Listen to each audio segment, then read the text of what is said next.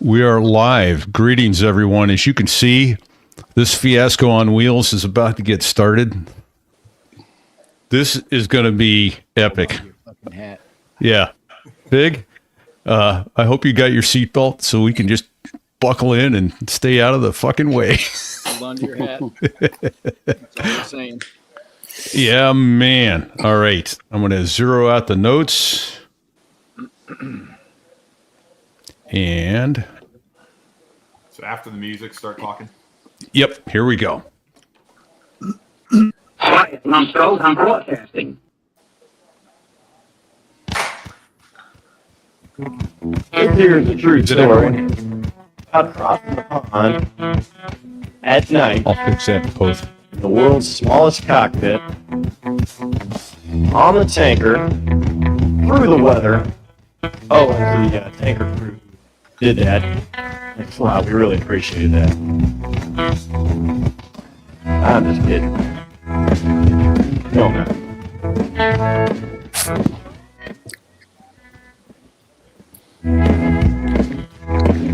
So there I was, crossing the pond, and you could see that I wasn't exactly fun. He can't hear the fucking music. That's why he doesn't know it's time to talk. Hey, Vapor. Doc.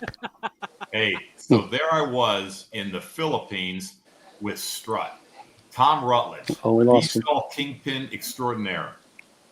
And we are going to go do a missile shoot. And that doesn't happen very often. So we're actually going to get to load up, shoot Sidewinder missiles.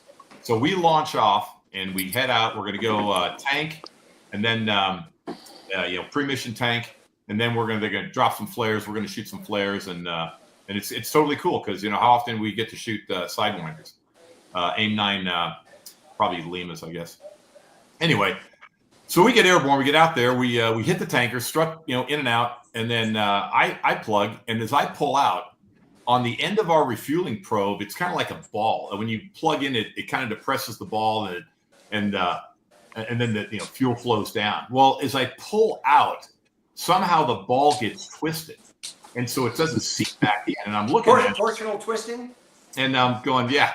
And so I go to put the probe back in, and so what happens is when you put the probe out on a Harrier, your fuel system depressurizes so that you don't fuel the tanker can fuel you.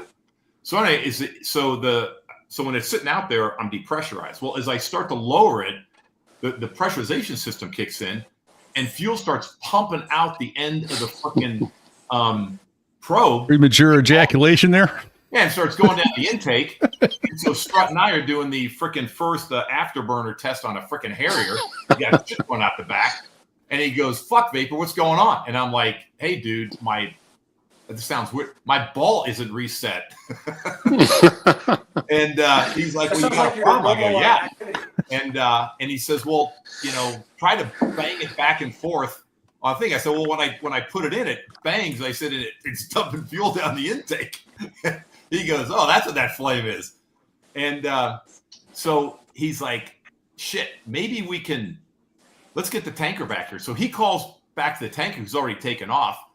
And he gets them to come back, and of course they're suspicious. They're like, "Hey, you took your fuel. What do you want?" These are a bunch of Air Force, freaking boy. They want to get back to freaking Clark and start playing with little freaking brown boys. Oh, Hoochie boys. Yeah, exactly. Yeah, Air Force boys. Anyway, so Strut gets them to come back. Strut, I don't know what you told him. He made up some shit. Gets them to come back and put the basket back out. And he's like, "All right." And I think it was a KC-10, right? Right, Strut? That was a long time ago, Vapor. Okay, I think it's KC-10. Anyway, so Just say yes. It's a big freaking basket. So Strut's like, "Why don't you, go back in and like replug or just try to bang it back into place?" And I'm like, "All right," because I'm thinking to myself, we've done the math already, and we're like, if I can't get this in, I'm gonna flame out because if you don't pressurize. People say, "Well, you can gravity feed." Well, you can't gravity feed with an anhedral wing. Remember that. Your tips are lower, so the fuel doesn't flow into the engine because, anhedral wing, it doesn't work too well. So we're kind of thinking like, really big. So here we are. What was that called? Scarborough Shores. So Strut and I are out over Scarborough Shoals, way the frick out, off the west of the Philippines. And I'm like, yeah, if I can't, I'm punching out and we can't make it back. And Strut's, analyzing this shit and talking me through. He's like, all right, dude, put your pro back in that basket and try to bang it back in. So basket comes back. I kind of pull up, put the probe inside, and then I just kick like right where as hard as I could and just bang it. And it breaks part of that basket. And I'm like, fuck. No, didn't go to any intake. Luckily, it went over the wing. I'm like, well, I was lucky. Their basket's fucked up. But guess what? The ball's back in place. And it's like, hey, what happened? I go, dude, the ball's back. He goes, well, put your probe in. I did. He goes, you got pressure? I go, dude, I got pressure. He goes, and Strut is not going to miss a missile X. That's a story of this. He's like, Let's go. Go. So, we go right back in. The tanker leaves with a broken basket, and we just leave. And Strut's like, you ready? I go, yeah. He's like, all right, baby, let's go shoot some fucking winders. That sounds like a night at you at the O Club. Ball. Well, there's that. banging. And that's how all great aviation tales begin. Greetings, everyone. Repeat here, listening to So There I Was. And I think that's a first for us, Fig, that we've got a show title, Twisted Balls, right in the opening story. Fig, where are you, brother? Well, I'm in an undisclosed location and in my aluminum tube on vacation, and it is my distinct pleasure to welcome. Holy shit! Let's see. So we got disco, pisser. Pisser. Yeah. Did I catch them all? Yeah. So here, let me run through it real quick. So we got Auto from episode 3, Two's Off Winchester. Disco from episode 104, coming down like a gun safe with a lot of guns. Pisser from episode 160, Young Guns, and Vapor from episode 62, Stay in the Ejection Envelope. Spiko's running a little bit behind and is going to join us, which means I'm going to go to Strut, with whom I went to PLC senior camp with in the summer of 1983.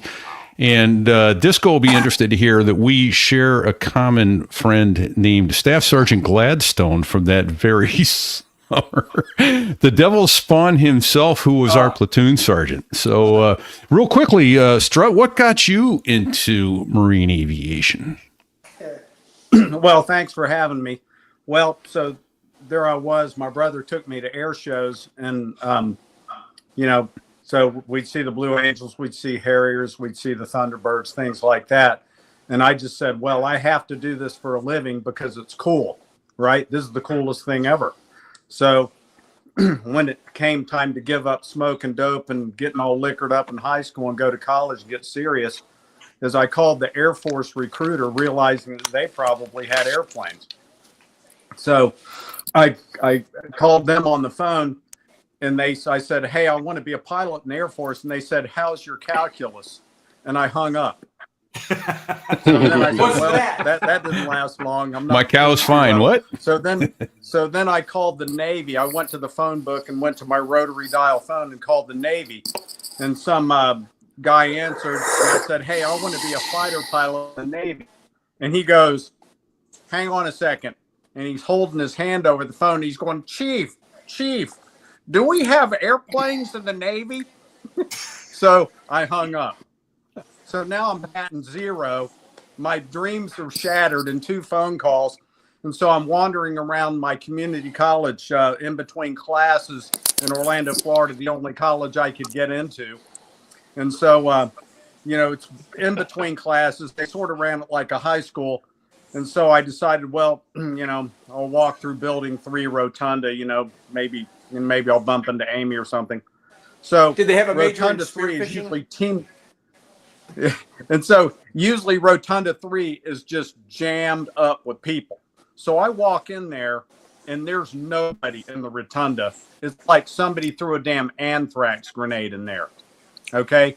So I looked in there. I go, what the fuck is going on? And the Marine recruiters are there, and they've got a nice table set up, and everybody's hugging the walls to get to the nearest exit. So I marched straight across to these guys, and they've got a damn video showing the A4 JATO takeoff and all this. And I go, where do I sign? And they start telling me, well, here's how much money you're going to make. Here's what I go, I don't need to hear any of that shit. Where do I sign? and that's where it all ended. And they signed me up for PLCs. I passed the air test on the minimum score, and here I am. If the minimum wasn't good enough, it wouldn't be the minimum. That's right. That's right. That's right. All you got to do is just get over the finish line. That's right. What do they call the last guy in medical school? Doctor. Doctor. Fantastic. Now, if you want some more gory details, I'll tell you those, but that's the short story. Nice. No, very cool. So so we wound up doing PLCs together. Did you commission right away, or did you have another year of school to go after that? You commissioned after that? Yeah, 84 I commissioned. Okay. Yeah. Then went off to I was golf company, 84. Okay. So I was Alpha 185, which started in October of 84 because of the the whole. So you guys were all caught up in the general baloney thing. Yep. Go to the fleet for a few years. My ass off. Wait. Hey, they drug our asses in there and said, "Hey, we got too many people laying on the beach down in Pensacola.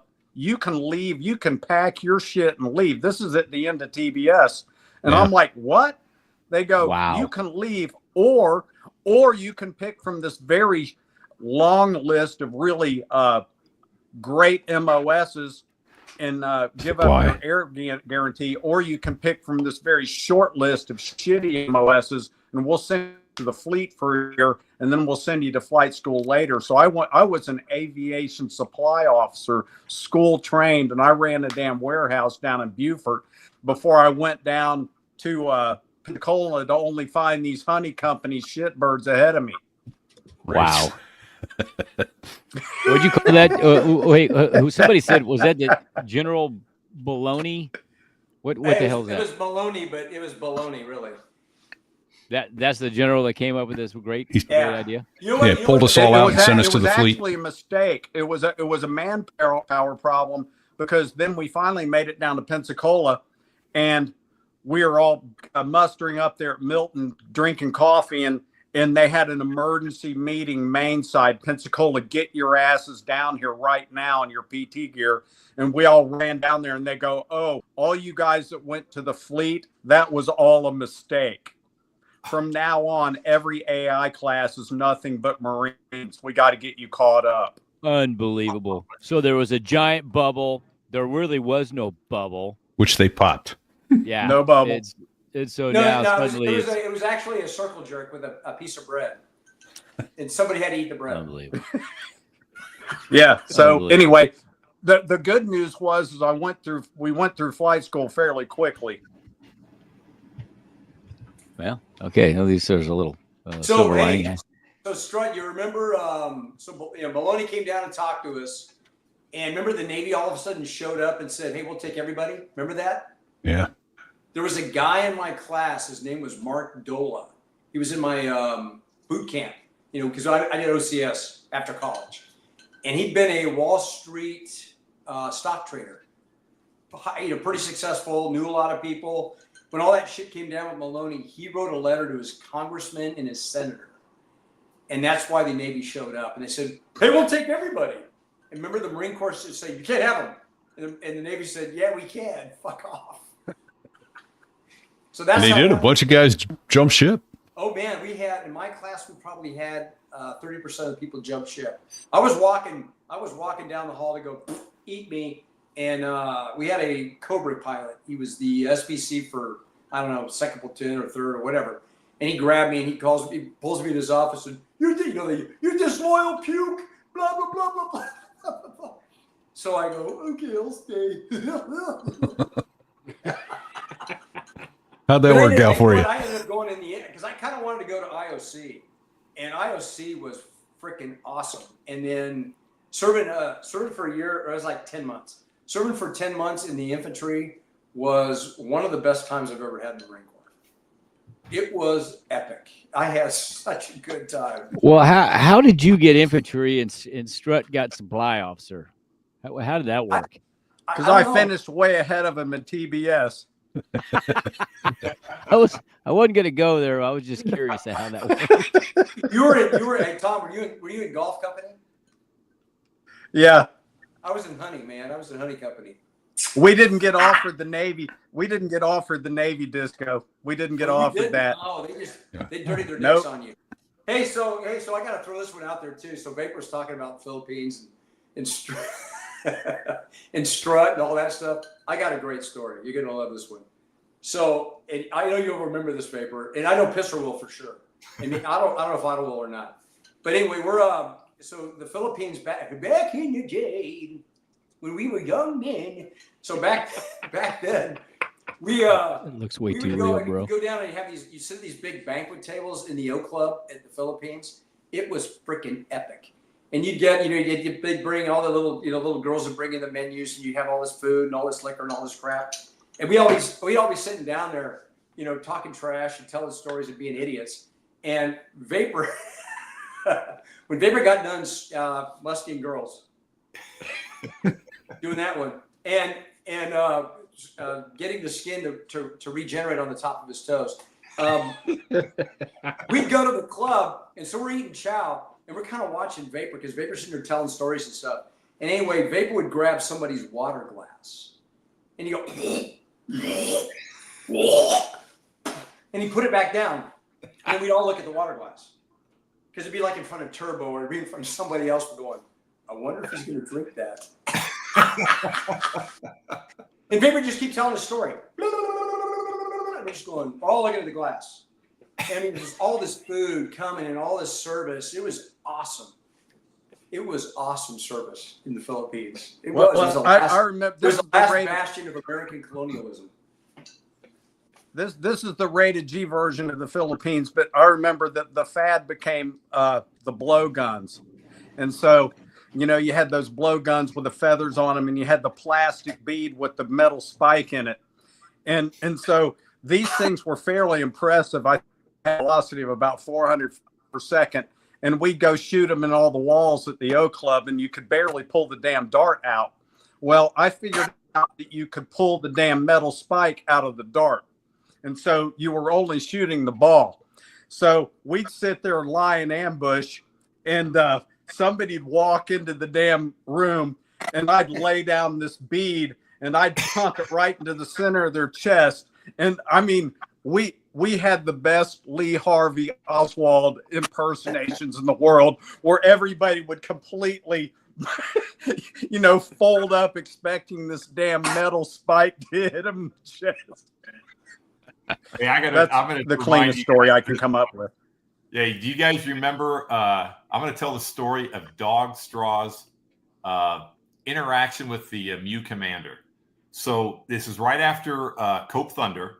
So we've just finished up Cope Thunder, big exercise, Which was so awesome. we're all at the club, and we're celebrating, and everybody's drinking, and they got the little band going, all that type of stuff. And if you guys remember, the Mew Commander's there, and he's talking to a distinguished gentleman in a suit. And Dog hears them talking, and they're talking about like operations and stuff. And, Dog's had a couple of drinks. So he walks over there with only the subtlety Dog could show and says, and kind of starts listening to him. And he says, that ain't how you fucking do it. And he starts lecturing him. And the distinguished gentleman says something. And he goes, yeah, you know what the fuck you're talking about, and blah, blah, blah. And the Mew Commander says to the distinguished gentleman, sir, what the major meant to say, and that's when Dog clues in and goes, well, if that's the Mew Commander and he called that guy sir, Dog goes, hey, I know he outranks me, but it sounds like you outrank him, and I don't know who the fuck you are. So he says this to the general, and right about this time, the general's like, Major, it's about to start ripping into him. And Rosie was hearing this. And so we were kind of all standing over there drinking, and Rosie runs over to us and says, quick, everybody start singing happy birthday to Dog. And so if you remember, we jumped up on the stage, we sang happy birthday to Dog, and Rosie runs over there. I go, Dog, sir, you got to join us for your birthday celebration. And he said, this is right in the middle of this. General's about to freaking rip him a new asshole. No. And he just and hears that. I can see Dog. I forget who was with him. And he says, he goes, well, you're out of line, but I see it's your birthday, so why don't you just enjoy your evening and have a good time? And that's how we got freaking Dog out of some fucking serious shit. And you're talking Rosie Greer, right? Rosie Greer. And I forget who got we up talk on the about- stage. Was it one of you guys got up on the stage and started singing Happy Birthday? Because I remember, one of you guys, a couple of you, took the mic out of the singer, little Filipino band, and got a couple of the guys ripped the mic out of their hands and just started singing it. I remember Rosie doing that, man. I remember Rosie doing that and singing the song by Axl Rose too. Oh, Sweet Child of Mine. Sweet Child of Mine. Oh yeah. Shit. He thought he was Axl. You guys, I don't know if you guys remember the legend of the wildebeest, yeah? The wildebeest. Remember, we all heard about the wildebeest. Oh God. Well, the wildebeest was real.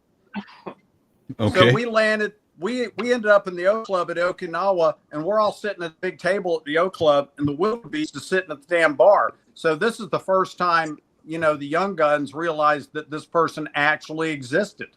Right? And she was a female navigator on 135s, and she was a power lifter. I mean, I sat there and watched her do 5 reps with 2 1/4 in the gym. Well, she sits there and gets drunk at the end of the bar. She sits there and gets drunk at the end of the bar, and we'd never talked to her. And so she looks over at Dog, and she walks over there and reaches across the table and grabs him by the flight suit and snatches him out of his chair. Y'all remember that? Yeah, I do. She put his hands on him and pulled him out of his chair, and we're all up, and then we got to know her, and we were all going out drinking with her and everything. And she attacked me one night out in town. I ended up in a bar fight with the wildebeest. Well, you remember Disco passed out that night, and while he was passed out, we borrowed some of her makeup, and Disco that night. So Disco woke up a little while later with lipstick, pretty little fingernails, kind of back to what he used to do back in Slowtown. Oh boy! And he's like, "What's going on?" We're like, "Disco, man, don't ask, don't tell, baby." And we think the Beast got attracted to him because I think she was so masculine. She was a dyke. Oh fuck, man! I remember that chick. I saw her in the gym, man. The first time I saw her, I went, "Oh yeah, that's her." Oh yeah. I was in her room. I got to her room, just for the record. That's when we were getting the makeup. I saw her doing lat pull downs of 180 or 200. I'm like, God damn, beast, man. Strong. She was a freaking beast. Yeah. Hey, so the Okinawa Oak Club, do you remember Disco breaking up a fight where a Cobra guy swings at Sal? I'm trying to intervene. Yes, I remember that. Sal ducks. He was a Cobra guy. You're pushing on his chest, and he freaking sucker punched your ass. No, he was swinging. He was swinging at Sal. Sal. And Sal ducked. I was trying to get in between them. Yeah, Sal ducked, and I got freaking nailed. Ba-bam! And all you guys did was laugh. I'm down on the floor now. bleeding. Everybody's laughing. Hey, how about Vapor's toes? Can we talk about Vapor's toes? Yeah. Let's talk about Vapor's Mustang. Or the wax. Not again. So we've got, who's in that room? It's Rosie, Pisser, Disco, and Vapor. Yeah. That place was a freaking, remember we got that pallet of beer and we pallet jacked it over, broke it down, brought the pallet in, restacked it up. It was like $2.50 a case, and we drank all of it. And Vapor destroyed the top of his feet. He ruined it, man. He freaking soiled it. Hey, before we get down this path too far, I was telling Repeat earlier, I want to give a shout out to the person who really built 542. And a lot of people don't know this, but for the audience, the Harrier was a brand new aircraft, and these stores here, we went to Westpac. We were the first full squadron to go to Westpac, and so before you deploy, you lock in for 6 months. And the reason we're all together right now is because of one guy, and it's Strut. Strut was told by the CO to build the squadron, and so Strut went down to 203. And Disco was already in the squadron with Strut. And he said, I want you to go down there and pick out the guys. You need 9 lieutenants or whatever. And so Strut went down to 203, and he was interviewing, he was talking to his instructor buddies and came over this. And I remember Strut told me this story because Strut was the admin officer. And so he went down there and was talking to guys. He goes, look, I don't necessarily want the best pilots. I want good pilots, but I want good dudes. And he is the reason, like me, Pisser, Rosie, Beeve, Turbo, Sal. He's the reason we are all in 542 is because Strut's the guy that built that squadron. And then if your audience wants to know, we're on a group chat right now. I mean, we've been chatting with each other for we've been friends for 36. And the reason we are is because Strut built this team. And then we did 6. So we're locked in for 6 months. We do a 6-month Westpac deployment. We come home. We're home for 2 months. We're gone another 8 months. So we were together like straight for like 22 months, you know, and that's why, you know, I think back on when I got to the squadron and I'm like, I've been friends with these guys for 36 years because Strut put this freaking team together. So right now, here's the fucking Strut building the fucking Young Guns and building the 542 that kicked ass in Westpac and fucking Desert Storm. Nicely done, Strut. Vapor, I appreciate the accolades. However, we need to make a couple of brief corrections here. I worked in ops at the time. I was the operations officer during the war, and Disco gets half the credit here. Yeah, I know because it was Disco and I that were entrusted by Smoke to go do this mission. Okay, and so it was Smoke who was unpopular with the older pilots in the squadron, and they remembered Cox, and they were and so me and Disco were getting hell from Chief and Scar, and we realized we weren't going to survive it, and so when Smoke realized that, you know, he needed us to build this squadron up because he just kind of needed some help with some young meat. He sent me, and it was actually me and Disco that did that went down there and did those interviews, and it was Smoke who enabled the whole thing, and so the story went like this. Well, which ones should we take, Strut? And I go, we should take all of them. And so basically there were no bad apples in the bunch. There wasn't any standouts, really. Everybody was awesome. So we took this big, huge recruiting class out of 203, and it changed the entire complex of the squadron, which at that time was seated in, well, you can't do that. Well, why? Because you've never done it. And so we went to a way more aggressive command structure and trained way harder and did way more aggressive things after that. And so Disco, here's you. Raise a glass to Disco. Yeah, Disco. Sorry, buddy. And if I can tell one more story about this, because the guy is so humble, he'll never say that. Not only do we have that, but then we also picked up some guys on the way. And the guy I want to point out right now is a guy who went the first Harriers to Westpac, which was VMA 331. They didn't have a full squadron, though, so they don't get credit for the full squadron deployment. They did a partial squadron. He does 6 months in Westpac, then gets recruited and cross-decks right to 542. So he does 12 months straight in Westpac, comes home 2 months, stays with us, does Desert Shield, Desert Storm. So this gentleman does 6 months, 12, plus 8, 20 out of 22 months.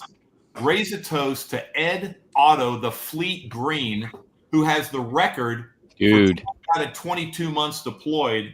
And in the entire time I was a monitor and cut orders on people, I never know anybody who did that. So not only we did that, you know, what Disco and frickin' Strut built, we recruited guys in like Otto, who's a fucking stud, who never said no to the fucking country or his squadron or his buddies and said, yeah, I'll fucking do that. I don't give a shit how hard it was. He would do it. And then who went down and got like some of the 203 guys, like that Spyco? Who did that, Strut and Disco? Who went and got him?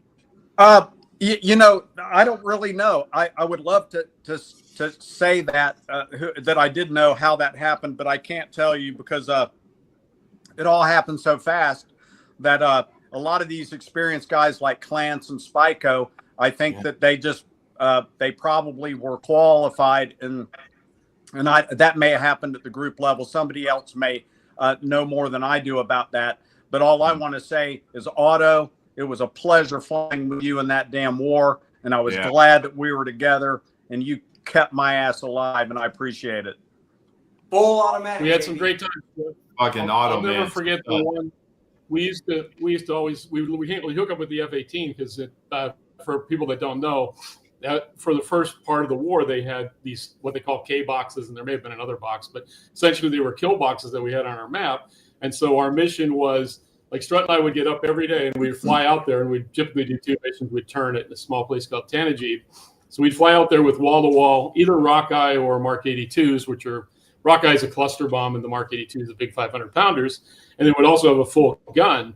So we'd go out there, we'd link up with the F-18. The F-18 would find a target. He would circle. We'd do the wagon wheel at 15,000 feet or whatever. We'd roll in, get the he'd either laser or he'd put the Willie Pete, the white phosphorus mark out there. He'd get a mark, and we'd find the target. We'd roll in, lock the angle rate bombing set on, the thing in the nose there that was a TV camera essentially. That would give us height above target. And then, either Strut would lead or I would lead. Boom, we'd drop our bombs and, shack, hit the target, whatever. And then we'd always stick around because we say, hey, we still got a gun. Let's see if we could find a target. So I'll never forget this one time. There were these fuel dump. There's this fuel dump. And they were like these big, I don't know, oil or gasoline filled drums that were probably the size you see when you drive down the road, like on the highway in New Jersey or something, like an oil refinery. And we're like, hey, let's hit that with the gun. So Otto's in, shoot off my 200. And then he's off Winchester. Oh, sorry, dude. Yeah, Winchester. Strut's in.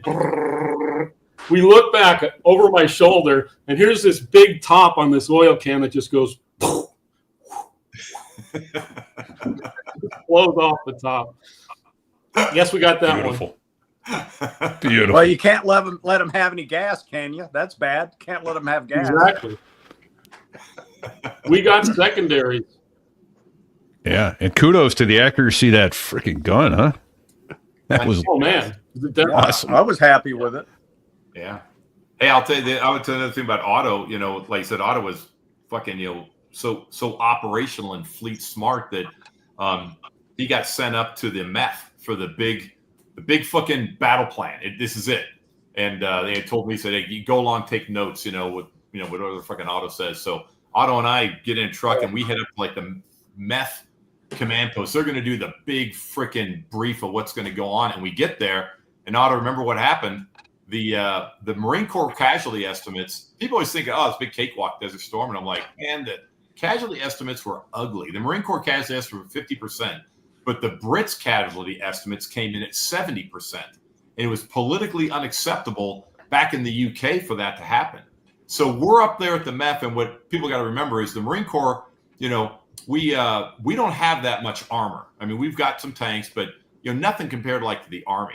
And so we needed some tanks. So they assigned the Brits to us because the Brits, these units out of Germany were very heavy mech and had a lot of tanks. So we'd gone up and trained with like the Scots Royal Dragoon Guards and stuff, and worked with those guys. And so we've been coordinated with them. We're going to fly close air support for the Marines and the Brits. Brits like to go to war with the Marines because especially after what happened in Korea, they don't trust the fucking Army, but they trust the Marines. And so we're up there at the briefing, and what happens? Remember that, Otto? They canceled it, and there was a guy named Colonel Carter, and he had just gotten word from freaking headquarters that said the Brits aren't going through the breach with the Marines. Casualty's too high, and they pulled out, and they were going to join the left hook with the Army. And so we go all the way up there and come back, and they're like, what? And they're like, I remember the skipper was talking to Otto. He's like, what's the battle plan? I'm like, we don't know now. It's changing because the Brits just got pulled out. And we go, Brits got pulled out. That was all our fucking tanks. So Otto, you probably remember more of that stuff about what actually went on, but jump in. No, man, that's honestly, I don't remember too much about it, but that, sounds right. Yeah, that was fucking crazy. So we did all that work with the Scots Royal Dragoon Guards and stuff. By the way, we learned we had boiled egg sandwiches, shit like that, and we drove that Simtar, that little freaking APC they had, Scout Vehicle. That thing was cool. I mean, these guys are like straight out of the desert rat kind of guys. A bunch of Brits whipping around in, freaking tan armored personnel shit. And it was pretty freaking cool. But anyway, yeah, so people think it's a cakewalk, but man, it was not looking real positive. It was a little bit somber. And before that stuff kicked out, I mean, everything turned out well because I think we did a great job, but it was not looking real good there at the beginning. I think I more remember we sat in our damn ready room, and that damn lieutenant colonel battalion commander, he sat there and cried and told us that we had to save his ass. If we didn't wipe out this artillery, that they were all going to die. This guy begged us to save. Do y'all remember that? He came in our ready room and sat there and begged us to save. I was talking to somebody. I was sitting next to somebody. I said, is this damn grunt on his knees in front of us air wingers? Is this the first time in history this has ever happened? He's begging us to save his ass? Yeah, okay, we'll do it. Yeah, we'll do it. Let's go.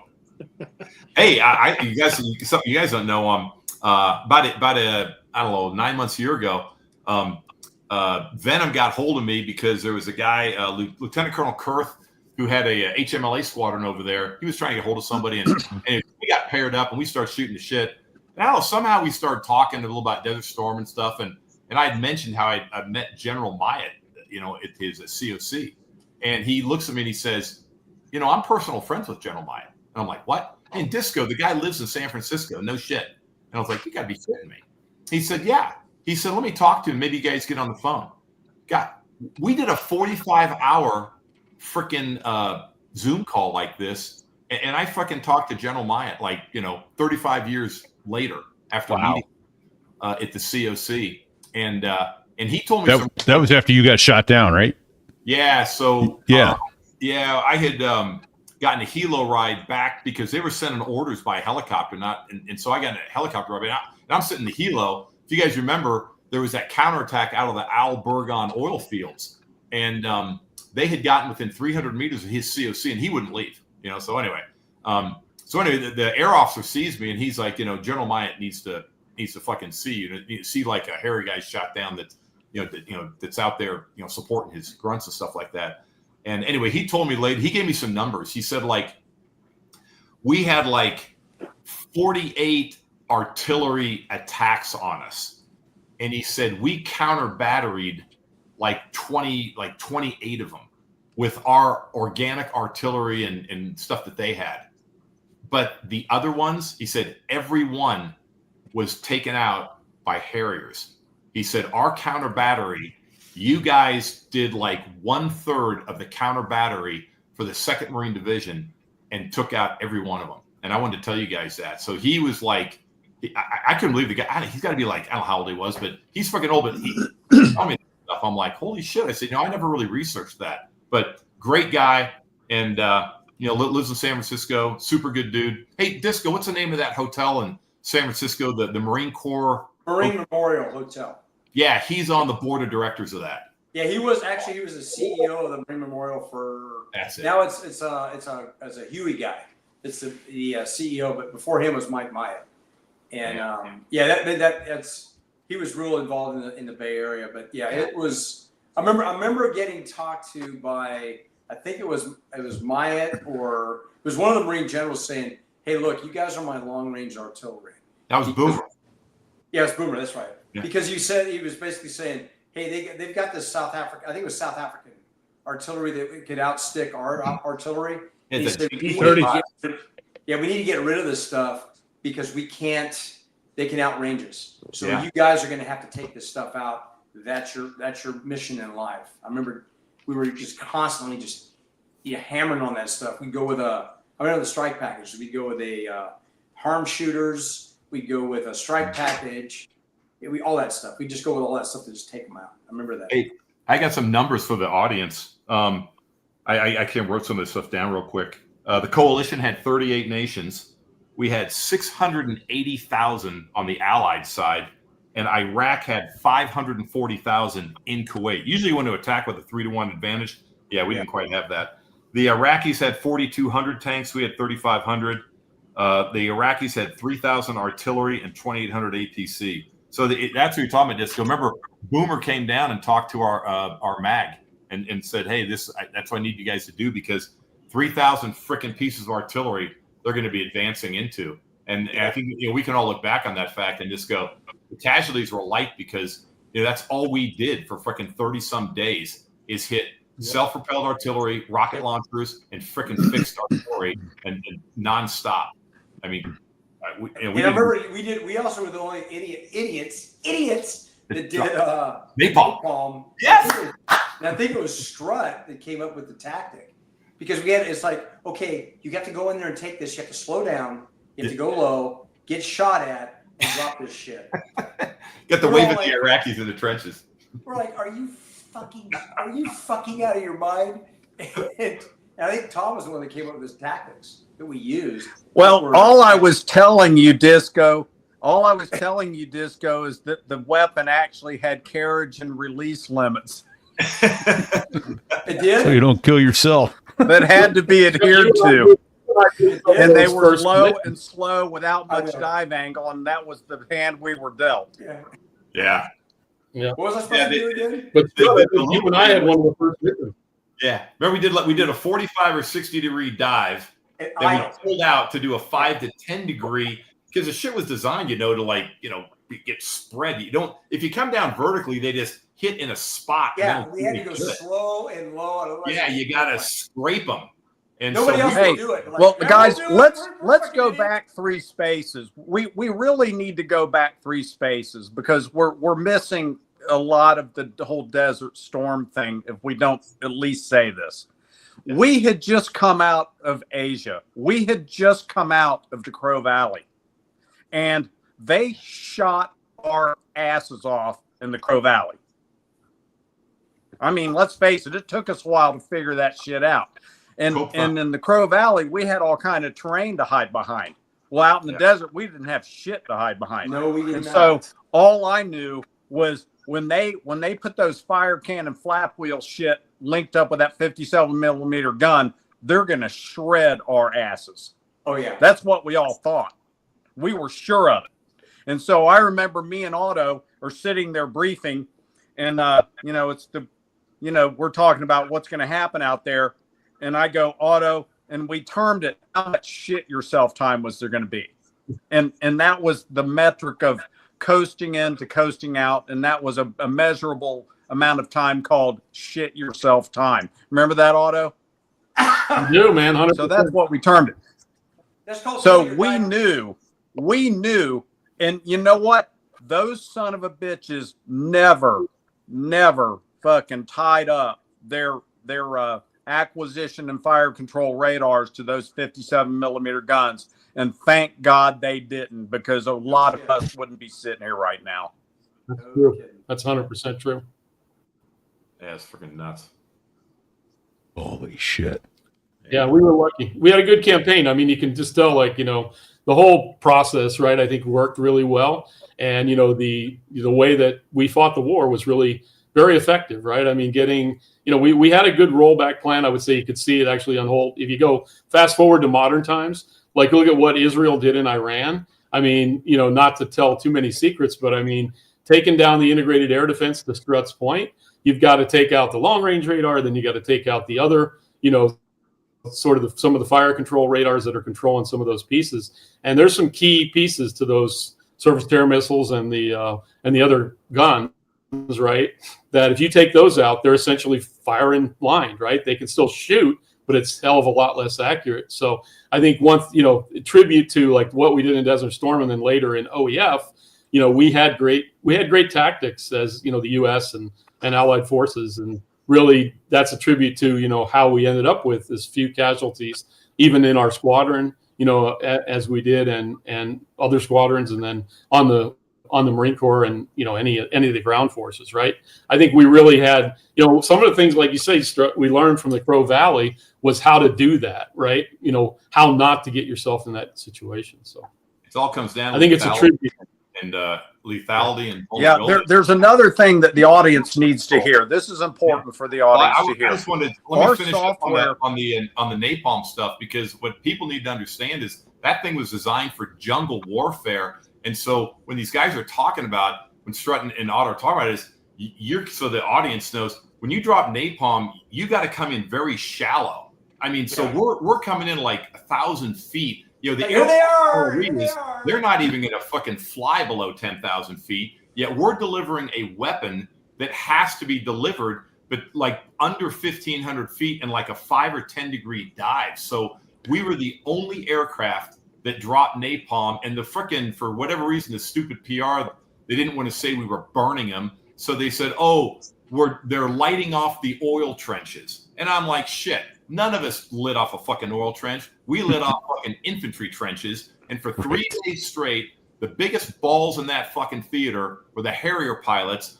who came in at 20-some thousand feet, did a 60-degree dive, did a fucking high G pullout to get into a 5-degree dive going over infantry trenches with all the fucking AAA still there, dropping napalm across to kill these guys, suffocate them in their bunkers, and hit a big psyops thing. They think that God is throwing fire on them. Nobody else was fucking asked to do that. The only other community that I respect that really put their balls on the line were the Brit Tornado guys who delivered the Durandal runway cratering bomb, and they had to go down that runway at a few hundred feet, and they're the only other guys that flew a profile like us did. So people say, oh, fucking Harriers, you weren't sorry, got shot down. I'm like, nobody else fucking flew the profiles we did. Hey, That's what I'm talking about, baby. Right That's on. what I'm fucking talking about. Rosie and I, dropped napalm on There's more to that T-72s. story, Vapor. Wait a minute. Who else flew napalm? There's more to that story, Vapor. Keep All going. right, Strut, roll Not in. everybody, not every Harrier squadron dropped computed deliveries. You know, That's what I that's thought. another thing that we did Hey, operationally. who else- hey, We dropped Strut. computed deliveries. Hey, Tom, who else flew napalm besides us? They were freaking stupid enough that I don't think there was any other. Was there any other Harrier squadrons that flew besides us? Napalm? Yeah. I thought we all did it. 331 didn't, but I thought we all did it at King Abdullah. From the shore? Yeah. It went on for a couple of days. It's like 3 days. I got 3 days of a napalm strikes. It was like 3 days. Now you remember the software problem we had with the cluster munitions. Remember you come in for the dive and there was no sight. Yeah. Remember there was nothing came up until 10,000 feet. There was like 1.2 We didn't even seconds know that, before- so we hit there. Yeah. Fuck. Yeah, you're just like hanging in, going, hey, it's gonna come up any second. Yeah. Any second. Fuck. Yeah, and so Has it come up yet? What we had to do I remember that. is You're just going- 542. you're like this going, 542 made the anytime. difficult decision Anytime. to drop computed with the shit that wasn't working right because we knew we were going to have to go low to get the right amount of density with the cluster bombs, and not every squadron did that. Oh. There were squadrons, Harrier squadrons that dropped DSL. Oh, no shit. That's bullshit. Yes. Yeah, you know, that leads to another Yes. thing. You know, I'm really proud of the fact I actually looked this shit up too. You know, the one thing about the Harrier is we not only were the only frickin' TAC Air that never used a tanker, we also didn't have a dump target. That bullshit, like they'd go out, well, it's 2 threat or this, and they just had like a dump target. You know, which is like drop your bombs from 25,000 fucking feet. We never did that shit. If we weren't down in there with a fucking target ID, we didn't drop. And that's part of being a fucking professional attack pilot.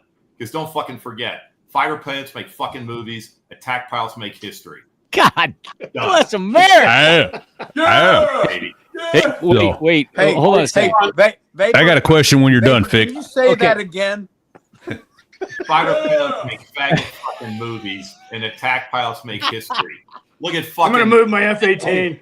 I know, let's right? look at I know. Midway. Hold on. The torpedo planes at Midway. Think about it. Those I fucking wanna- torpedo planes. How much fighter cover did all those torpedo squadrons have at Midway? None. And they all got fucking shot down. But they threw the fucking Japanese fighters down to the water. So the dive bombers came in. There were no fucking fighter cover there. And they sunk the Hiryu, the Kaga, the Soryu, and the Akagi. One moment like that, attack pilots changed the fucking history trajectory Of the world. They dirtied their dick on them. Goddamn right, baby. Of the world. Okay. Something you said triggered this, and I want to get either something Pisser said. I don't know if it What? was the The XO urinator or said the something you CO found? that said you guys at one point had fired, I don't know, like 9,000 rounds in 4 days of Everything. 25 millimeter, and the skipper said, or the whoever was asking, well, what are you guys shooting at? Everything. Anything and everything. Can you add any flavor to that specific? Because I remember- Anything. I remember shooting at what was a BTR 60. Some Yeah. faggot was shooting, and then I saw the little, you see it's the it looks like a camera shooting. You go, hey, look, they're taking my picture. No, those are the muzzles shooting at your ass. So I turned on them and I mean, we shot at everything.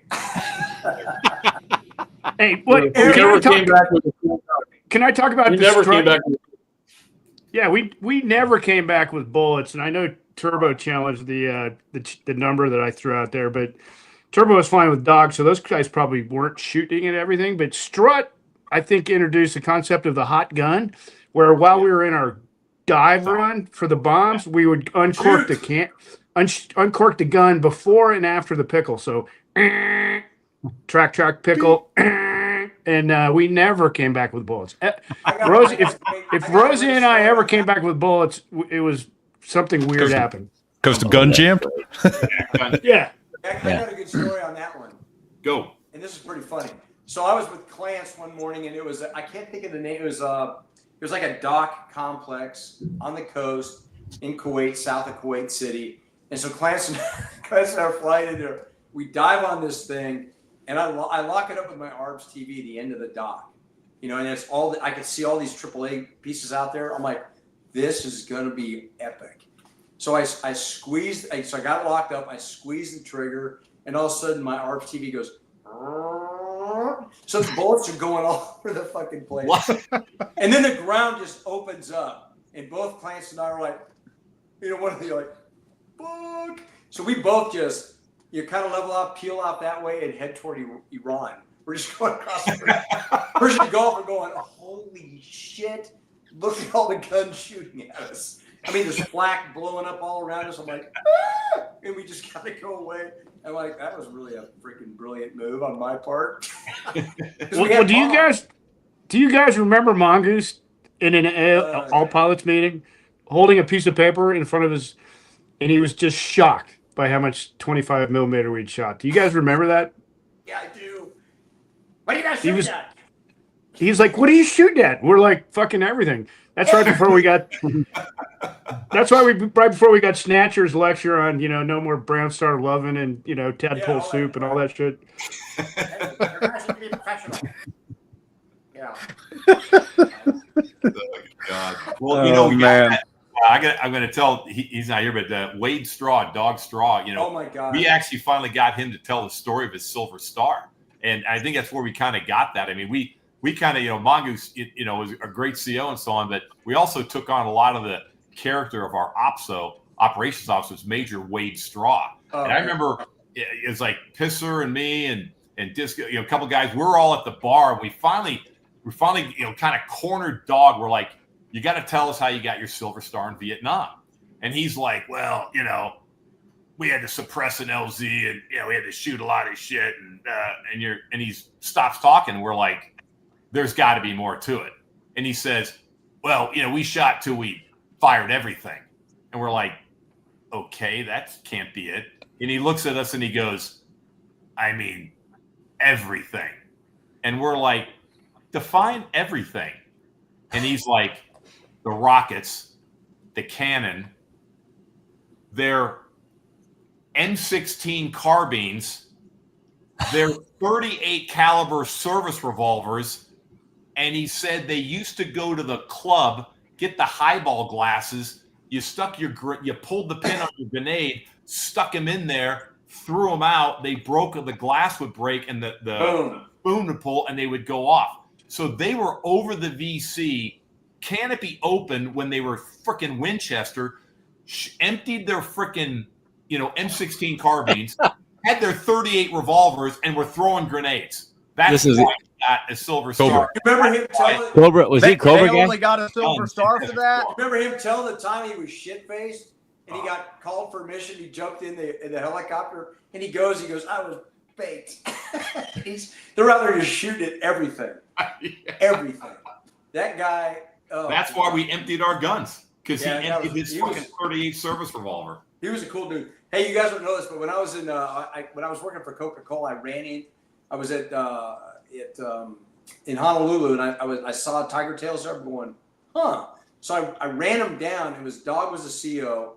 He had I can't think of his name out. Cubby and Anacarico, Chico, and he was emptying. He was doing what Pisser never did, which was lose money to Dog.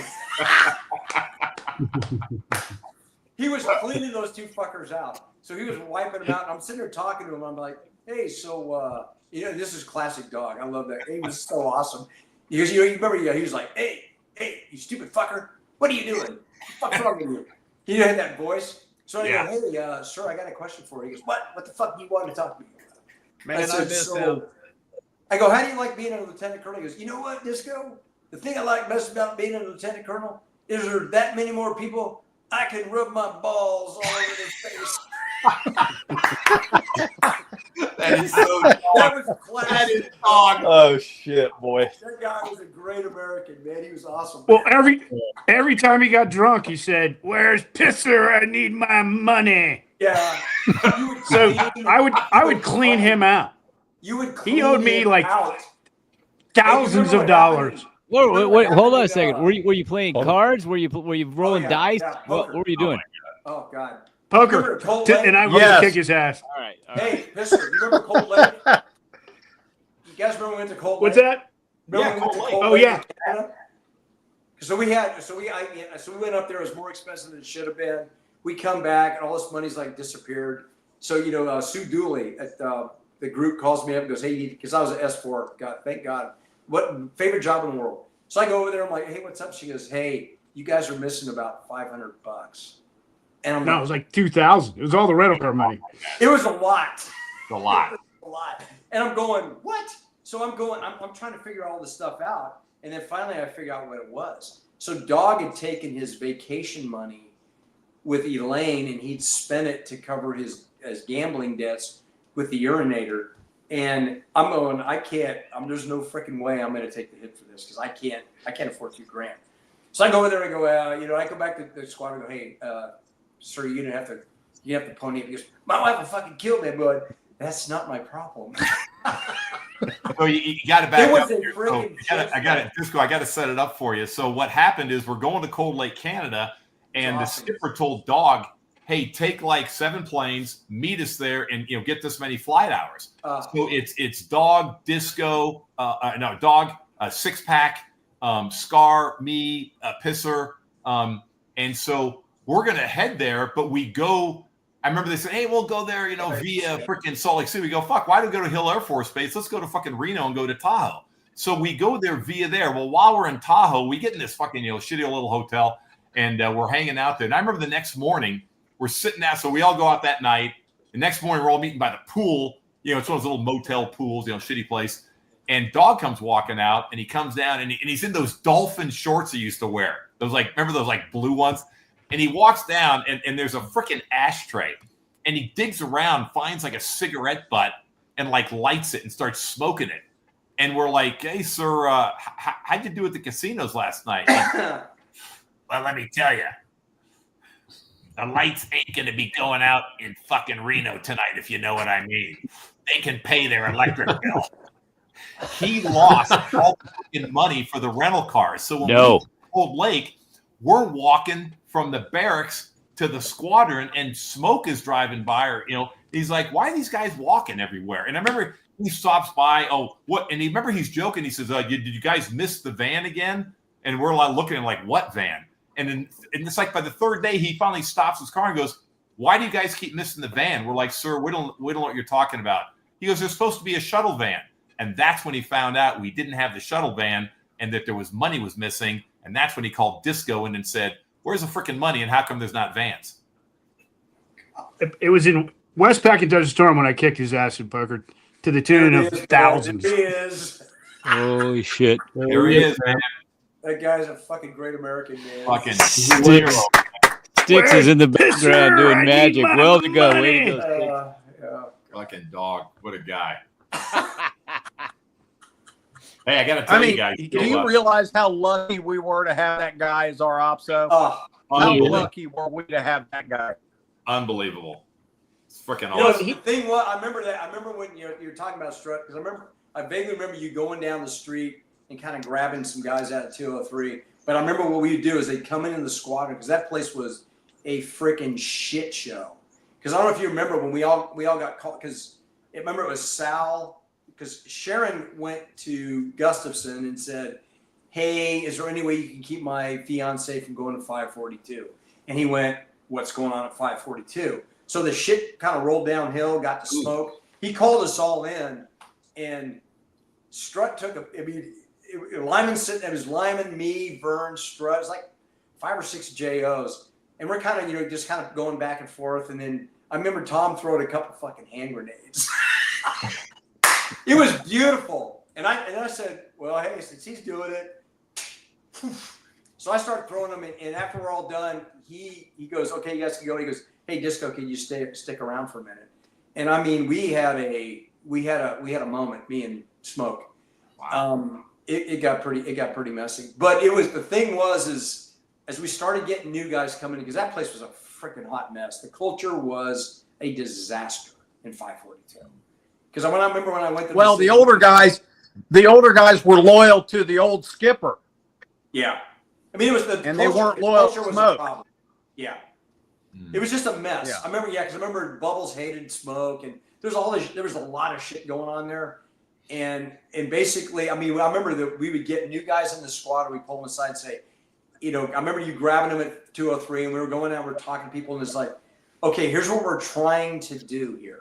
We're trying to create a culture and create a great place to be. And it ended up being that 542 was the only squadron that you wanted to go to. It was the coolest place with the coolest people that had the most fun. Now, what grenade did I throw? I don't remember this. How much trouble did I get in? Oh, you didn't get in a lot of trouble. I got in more trouble than you did, but you were right. I was kind of going, this is getting awesome.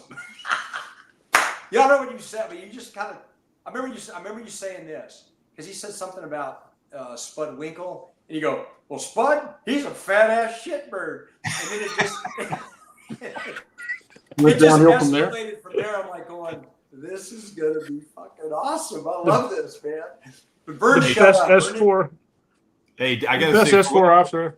Yeah. What the audience to understand is it's all about morale and the intangibles of combat power. And there's in Disco, he reads a lot. We read a lot. There's a guy named Lord Moran who wrote a book called The Anatomy of Courage. It took place the trenches of World War I, and he said and he's looking at the courage, go over the freaking top over and over and trying to keep morale up, which is the true level of combat effectiveness. It's not counting tanks and shit like that. Otherwise, the Iraqis would have kicked our ass. It's culture. It's fucking all those intangibles. And so he talked about in there, he said, the person that was loved in the trenches was the person who did their job and had a positive complexion and outlook. And so I was so fortunate to go into 542 with Pisser and all the young guys like this, because we had guys like, Disco, you guys, the audience has picked up on the fact, Disco's just a character. And I don't give a shit how lousy crap was. You had these guys like Disco and Strut who always could put a positive spin on things, could smile and laugh no matter how shitty stuff got, whether we're in a mud-soaked trench in Korea or we're sweating our ass off in a fucking tent in Saudi Arabia. That's what makes the difference. And there's been great things written on this. It's the intangibles of combat power. It's morale. And I was so fortunate enough to go into a squadron, like Disco said, best fucking squadron. Strut and Disco built this thing, and I've been lucky enough. And to this day, for the audience to know, there's 15 of us still left on that 542 chat that we have, and we text each other every day. We know each other 36 fucking years. Thank you, guys. Greatest squadron ever, man. Best group ever. Well, one thing just to add to that, Yeah, one well, of we the, had one of the to great shift. morale One of the great morale things we had, if you remember this, when we were in Desert Storm, was we created the Deadbeat Club, and I still have that picture. That's right. That was in the tent our tent. that Strut and Turbo and Disco. I think you were in that tent, maybe Vapor. We were right next door. I slept next to We're next door. but we set up the Deadbeat Club, and we would periodically, before the war, they didn't have any booze in Saudi Arabia, but it may or may not have been the case that we would take the squadron vehicle and drive to Bahrain. And we did actually start off in Bahrain before we moved the squadron up to Saudi Arabia. And it may or may not have been the case that we would drive to Bahrain across the causeway, which did have booze. And we may or may not have filled up the squadron vehicle with booze after visiting with the nurses who were still in Bahrain, in the big city, and then come back to Saudi Arabia to stock our supply. And we may or may not. Well, and it may or may not have happened that every one of our relatives in the United States sent us booze and scope bottles with food coloring. Food coloring. And it may or may not have happened that we might have known the nurses. Oh, God. Well, it may or may not have happened that we didn't drink really before when the war was getting ready to kick off. We probably didn't drink much at all, but after the war ended, we sure as hell did. Yeah, I remember that. I remember we getting chewed out by Snatcher and Mongoose. It's like, where did you guys get all this stuff? I'm like, what stuff? What are you talking about? Yeah, what are you talking about? Well, God, awesome. We had a visitor from a fellow squadron who came to the Deadbeat Club after the war, and we had to drag him back. And unfortunately, we drug him on the tops of his boots and literally wore off. I don't know if you remember this. Wore off the tops of his boots down to the steel toes. So that was quite a problem the next day for him. But he did get home okay. We got Hop Sing, we got Calvin Klein, we got the guys we grabbed in, because I remember some of them were like Hop Sing got kind of like shit canned by 311. Yeah, he's a great guy. Great And guy. we're like, hey, we want him. He's awesome. So we grabbed him. We grabbed Tom Klein. Cool guy. So anybody that was kind of a misfit that was a great dude, 542 was like, yep, bring him here. We want him. We want those guys. They're good guys. We want to kind of, enfold them in our culture here because we have such a good culture. We had a great culture. By the time our Westpac culture, with the exception of Spyco, with our Westpac culture. He's not here to defend himself, by the way. I know you're. Yeah. That's what I'm talking about. I mean, our Westpac. Someone text him. Tell him to get in here. With the exception of my nail polish, you fucker pisser. Prick. With the Westpac culture was awesome. We get home and we take it to Saudi. We just had awesome. I mean, it was, to me, I tell people this all the time. I said, it was such a blessing to be surrounded by such great Americans, such great patriots, and such amazingly talented people. Yeah, I'm picking up on a theme here. It was awesome. Yeah. It was Well, hey, you know what? We got to mention, there's two people we got to talk about. We got to talk about LZ, who gave his life for his country. Another great guy. And died in that war. Awesome. And we have to talk about Mongoose, who let us run with the tactical culture of that squadron. He could have come in there. He could have played it safe. He didn't. He let us run wild. And he let us do what we needed to do to get out there and be effective in that war. Hats off to Mongoose, and God rest his soul, even LZ. Before the war, I mean, to your point, even before the war, like when we were in Westpac, Mongoose didn't hold us back. He let us do our thing. Not at all. And I mean, even when guys such as 8.5 G breaks in the Philippines, yes, there may have been a grounding, but yeah. Hey, he let us run. The cell break. What Someone tell that. Hey, don't forget what Harrier squadron flew more hours, delivered more ordnance, took out more targets. Yeah, 542. VMA 542, baby. There you go. Someone's got to tell the cell break in the PI story now because you brought it up. And he's not here to defend himself, so have at it. Yeah, man. It was a nozzle break. He, he came in He came in fast, and he Okay, and he explain what hooked that the is and how it nozzles worked. in, and he got a G spike. That was about it. Tell them what that is, though, Strut.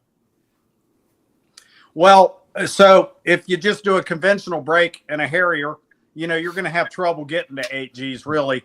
But if you pull the nozzles in, which means you're going to pull them in incrementally, probably, I guess, I don't know what he did, but he probably went to about 30, which caused a rapid G acceleration, and probably the aft CG went out a little bit, and he probably squatted the airplane in the brake, and it probably just spiked the Gs. I never did it, but I'm assuming that's what happened.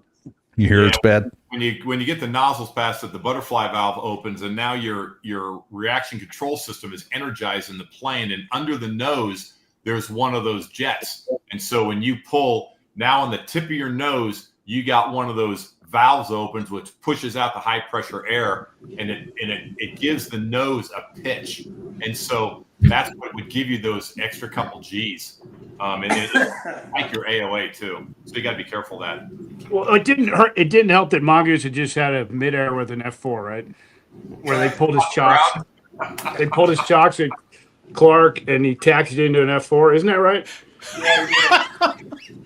Yeah. So here's what happened. The airman heard the APU, and he pulled the chocks. Yeah. And so now the airplane's rolling, and of course, No hide. Mongoose would have had to have hit the main engine start switch to avoid the collision. That was his only hope. Is if he had hit the main engine start switch, and he was just a little slow to get there. So you had no hydraulics? No. So he hits an F4, and then he sends Sal home. Well, it stopped him. And Sal comes into the brake. Sal comes into the brake single shift coming from Clark. There's that great picture of Sal on top of the jet flexing, and the next one he's serving coffee for all of Coke Thunder. Hey, we gotta say what happened in Coke Thunder. So the last day of Coke Thunder, it's a huge joint exercise in the Philippines. Thank you. Last day, you do a base, you attack the base, and so we're gonna, we want to show the troops who've been busting their ass for us for 2 weeks. We're launching 14 plane strikes twice a day, and the troops are busting their ass, keeping the planes ready. So the last day, we're like, we got to put on a show for the fucking troops. So the morning strike, we come back and attack, and we are in the frickin' weeds, going over the O Club, just barely clearing that. Everything else, we're flying under they had it all on film. We're flying under the towers, which are like 50 feet high, all this crap. And the base commander goes apeshit. And he said, if I see another plane flying below the tower, I will have your wings. You guys remember that? Yeah. Oh, yeah, I remember the attack on the base. Spiko's in the house. Spiko's in the house. Welcome. Spiko. How you doing, Marine? I'm doing well. Outstanding. Hello, lads. Glad you could join us. I'm so late. I'm so late. Hey, fecal matter occurs. Let's bring the audience up to speed. How is it you became interested in marine aviation, and what was your commissioning source? How'd you get there? PLC junior in 79, and then seniors 81. My dad was a World War II and Korea veteran pilot in the South Pacific, and Marine pilot. He was a Marine pilot. He started the Dirty Shame. His dad started the Dirty Shame. No shit. Yes. Oh, no shit. Shit hot. Well, hold on a second. This We're is among historic. royalty. Yeah, that was awesome. It's a great story. Thanks, Kisser. Yeah. I got to ask, knowing probably no, but is your dad still with us? No. He I'm passed sorry. away a long time ago. Yeah. Okay. Yep. Too much. Got to tell the Dirty Shame. Yeah. Let's hear Got about to tell the the dirty Dirty shame. Shame story. Okay. How's my picture? That's okay. Yeah, you're good. Okay, Well, so, you were good. Now you're not. Yeah. Oh, right. there Now you you're go. gone. You're good. Okay, so my dad was World War II. He was they called them R4Ds, and that's a DC-3 C-47 variant in the Navy Marine Corps. Yeah. Okay. He met my mom. This is like your typical Marine aviation romance story. She's a Navy nurse at Cherry Point. And so after the war, he was stationed there. They met. And but before that, he was a bachelor in the BOQ where the Dirty Shame used to be, Right. that building there. Right. And so those guys had to walk through the woods. You know, people didn't have automobiles back then, or there was only a few. So they had to walk through the down Roosevelt Boulevard or through the woods to get to the beer over where the current O Club is. And of course, it was just a bar and, you know, a couple dance floor and tables and chairs. So, of course, being Marines, they got sick of that, and there was no package store nearby. So they actually wrote, he got together with a bunch of captains. It's always the captains, right? So they got together with a bunch of buddies, and they wrote a letter, a petition, if you will, to the base general. And in the letter, they said, "Dear General, we're all veterans. You know, we're thirsty all the time. You know, blah blah blah. It's a dirty shame we don't have our own bar in the BOQ." Outstanding. So he tells me that his squadron commander calls him in front of his desk about a week after this letter goes up the chain. And says the general wants to see you and all these guys. So they all pile into the general's office, and he holds up the letter, and he's looking really pissed, right? And he says, "I got your letter. I might have some funds for it, but you guys are going to have to raise the money, the balance of the money through, donations or whatever." And he said, "But you guys got to come up with a name." And they didn't think of Dirty Shame at the time. So they got the letter back, and they were looking through it, and they said, "Holy shit, what a great name for a bar, the Dirty Shame." Right in front of us. History was made. Nice. That's fantastic. That's awesome. And Spiko, didn't you break your arm playing crud in the Dirty Shame? No, never broke my arm. Nope. Who broke their? Hey, somebody got hurt there. I It thought was you not got broken. Hurt playing. Hey, Pister, didn't we break a couple of there's Dirty Dozen. It was the F-15 guys in Okinawa. Didn't we break a couple arms there playing front with those jackasses? Full contact. Well, I mean, our first night in Iwakuni, we destroyed the pool table. It was gone. Yeah, that's right. $1,500 out of the coffee mesh.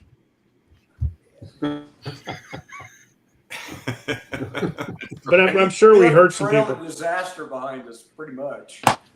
Oh yeah, it was awesome. Remember that bar there? That was Dirty's. Dirty's was in Iwakuni. Oh yeah! Oh my god! Remember that? Yeah, I remember dog tags, puking, pissing, broken beer bottles, just crazy shit. Yeah. That place seemed Birth like it was control. about as big as a half of somebody's room. It was small. Oh my God! Remember we would wipe the bar with Woody? We would always clean the bar off with Woody. Grab the wood bat, wipe the bar down. Do you guys remember? Throwing him when he got really shit faced because his situation with his marriage? Remember throwing him in the koi pond like 10 times? Yeah. We're just like 1, 2. Throw him in the pond. And we used him as a bar wipe that night. Yeah, we used a bar wipe. He's trashed. We're picking him up, and he's like trying to fight us. And we're like, "What?" And we throw. Remember the king? He kind of the kangaroo courts. Grab him again and throw him in. We did it like. How about the kangaroo courts where midget tossing was allowed in the K courts? Oh yeah. And we used to throw him and Turbo across the room. Midget tossing allowed. Do you remember that Cold Leg? Yeah. Oh yeah. So for the audience, a kangaroo court is usually when you've done a deployment or something like that. You have a court and you'll press charges. You make them up and you put in charges. Then you have like a judge. Like Spiko was the grand poobah at the kangaroo court. We had when we were going through the training squadron 2 or 3. Spiko was one of my instructors, and he was the grand poobah for that kangaroo court, and that's how I got my call sign. Actually, is Spike gave it to me because I had to declare an emergency, getting a little low on gas. And, Did you tell him that story? Again? Yeah, we got that. yeah. So Spiko, I remember it was down to fumes and vapor, and Spiko was the fucking king of the court. And he looked at me and he said, "Your call sign is now vapor," and that was it. Smash. Okay. Yeah, what was it Told in before episode that? 62. What was your call sign before that, Vapor? Like that will Stud muffin or, something cool like that? The rope. It was the rope. It's skinny, All right. but it's long. That's a good segue. We know history of call signs for everybody here except Strut and Spiko. So let's start with Strut. How did you get the call sign, Strut? No, wait a minute. Let me go first. Mine's a lot shorter. Okay. My kids have been bugging Hold me on. for 36 Hold on. You don't want to years. say that in this group that yours is a lot shorter. I'm just saying. Everybody knows Face that first anyway. into that. Face first. All right. So my kids have been trying to dig this out of me for almost 40 years, and I refuse to tell them. So it's on my deathbed is when I divulge. All right. Off the Strut. No way. Oh, sorry. That's bullshit. No, that Yeah, it is is. bullshit. They'll never listen to Nothing this. do Come with on, being the Spiko. grumpiest guy in the tent. How about the grumpy old man in the tent? Yeah. Come on. Come on. All right. Come on, Strike, Spiko. you're They'll up. never hear it. It's nothing, really. This isn't going Honest. anywhere. It's not like it's on No, it's not. YouTube. Come on, Struts. Yeah, no ready one to listens go. to this. Oh, okay. Well, so I probably walked into 542 having been recruited by Smoke because he knew my brother. So he wanted to have, his friend's brother in the squadron. He didn't really know me. He just recruited me into 542. And I had some self-made cool call sign or some shit like that, And so Smoke in front of the whole damn squadron goes, "Yep. Kuda over there, he ain't Kuda anymore. He's now Strut because he walked in here like he owned the fucking place."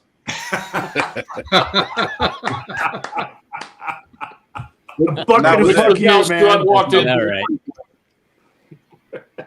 Fantastic. That's about right. That was it. All right. Bucket of fuck you, man. Well, now somebody's He got to always drop got dime on honest, Spiko. wise counsel from me. I think he appreciated honest, wise counsel. Well, I don't know how wise it was, but it was honest. My favorite one was Spud's a fat ass shitbird. That was beautiful. I'll never forget that, man. That's so awesome. But he was great to work for because he took all the credit for our work. This I guy. know. Right? That's right. Yeah. Oh man. Yeah. Funny. Hey, Fig All right, and, so Spiko. So Yeah. Spiko, how about let's talk about Woody snoring in our tent, Spiko, and how did we handle that, and how did that affect you when you had to fly? I think we stuff them into a blivet and drop them into Kuwait. We carried him out We of the were tent rare quite at that a few times. point. Did you Well, guys Sal's throw- not here. Didn't you guys 'cause, throw shit Sal- at him? Huh? You guys always were throwing shit at him to get him to shut up, weren't you? Like Oh, we moved Shoes. his cot out into the middle of Boots. the parking lot. Yeah. Yeah. Yeah, he'd wake up. There'd be So- shoes, boots all around his cot in the morning. Yeah. It was like the Three Stooges snoring. It'd be like, hey, every freaking night. It was awful. It was like 100,000 decibels. It was like he's faking it. And man, he was dead asleep. Sal and I were right next to him, and we were throwing all kinds of shit at him. Soup So cans. remember, he put up his mosquito netting to block Yeah. your boots, so he wouldn't get hit. But he would. He and Pisser at the other end. But what Pisser's getting at is we got to tell everybody. So what happened is when we got when the word goes out for Desert Shield, the Marines we're there right away because when you go to Westpac, for the audience to understand, there's a metric that measures the combat capability of a squadron. And when you're overseas, doing coalition exercises and stuff like that, you're getting a lot of high numerical kind of combat ratings. So your metric gets higher. That's so a CRP, right? We are a very highly combat evaluated squadron. That's why we're the first ones to go. So 331 had gotten back before us. So they hop on the boat and we go. So that's kind of what gets us there early. But now the war's over. And the Air Force is using the tankers to haul their boys home. And the Marines, we're kind of shit out of luck. So the Navy calls up and says, hey, if you guys can get the road to Spain, we'll clear off the deck of a couple carriers and we can get the Harriers home because we're shit out of luck there. The Air Force is taking care of their own. And we're like, we've been here for 8 months. And some of these Air Force are doing like 2 or 3. And, and they're already going home. So we had to get to Rota. And so we got this thing all worked out. We get to Rota. The Air Force, the Navy's going to fly off their S3s and their E2, something like that, make enough room. And, just to jump ahead a little bit, we stuffed 23 Harriers on the Kennedy. I came home on the Big John. And then Saratoga. And then the other one was the Saratoga. Yeah. So we're taking off to go to Rota. And then, Spiko, why don't you tell us what happened? About what? Why? What is this? Pick on me day? No, just tell us about. Okay, so this is a Woody segue. Oh yeah. So, and First Sergeant Castleman, remember him? Yep. Oh yeah. The AVI chief. He somehow scammed a TV set, and he was right across the little street from us, and he played that as loud as Woody. Anyway, so Woody kept me up for 24 hours straight, and I didn't get sleep the night before. And this is when we weren't flying, right? So, and I was dead beat, tired, and I told the CEO that I don't know if I can make it all the way to Rota asleep. 12 and hours. Oh my gosh, I was literally, it was as scared as I was in my life because I was like falling asleep in the cockpit on the climb out, and then we ended up over Riyadh, and one of the tankers went dead. Right? Yeah. 2 of them. Yeah. 2 of them. Oh, And Straw Dog was my division lead, and I just got on the back and I said, hey, if we're going to divert, I'll go with them and go back to base because I can't make it the rest of the way. I'm just dead tired. And sure enough, we switched around. Who ended up in Riyadh? Any of these guys? Sal, Rosie. Yeah. I think Sal and Rose. I was with you guys, Otto? Woody, myself. Yeah. We all. Woody. Yeah, I was with Did he you. keep you awake again? And then we ended up. No. We ended what? Well, the funny thing was, like you said 2 tankers went down, so we had, I don't know, must have been like almost 14 airplanes or some crazy thing, 12 or 14 airplanes on one tanker. And I was watching 12. my gas, and it was 12. like first we had a full bag 12. of gas. I had like 10,000. I was dash 12. Yeah, 12. And then the next time I tanked, I had like 9,000 pounds. And then the next time I tanked, I had like 7,000 pounds. And I'm like, the math doesn't work out here. There's no way we're getting there because our cycle time is way too long. So yeah, we ended up diverting to Riyadh when we found, which we discovered, the Air Force actually had like a Baskin Robbins and camel rides. I mean, like we were in GP tents from like the Korean War, and they had like these blow up tents with air conditioning and a Baskin Robbins. Exactly. Yeah. Wow. Pizza This is Hut. the way to live, man. Movie theater. They had Pizza a little Hut, movie all that. theater. Yeah. And I slept like So a damn Spike, baby so we ended for up staying 16 there. hours. Spiko, can Yeah. I ask you, how did you end up in People magazine? It is pick on Spiko night. That was disco. That was disco and our War Heroes disco and pisser. Right? In fact, I have a copy right here in front of me. Oh, awesome. Yeah, well, I'd have to turn Did my you get light him to on. sign it for you? Oh yeah. Yep. Ellen got And it. it was beauty.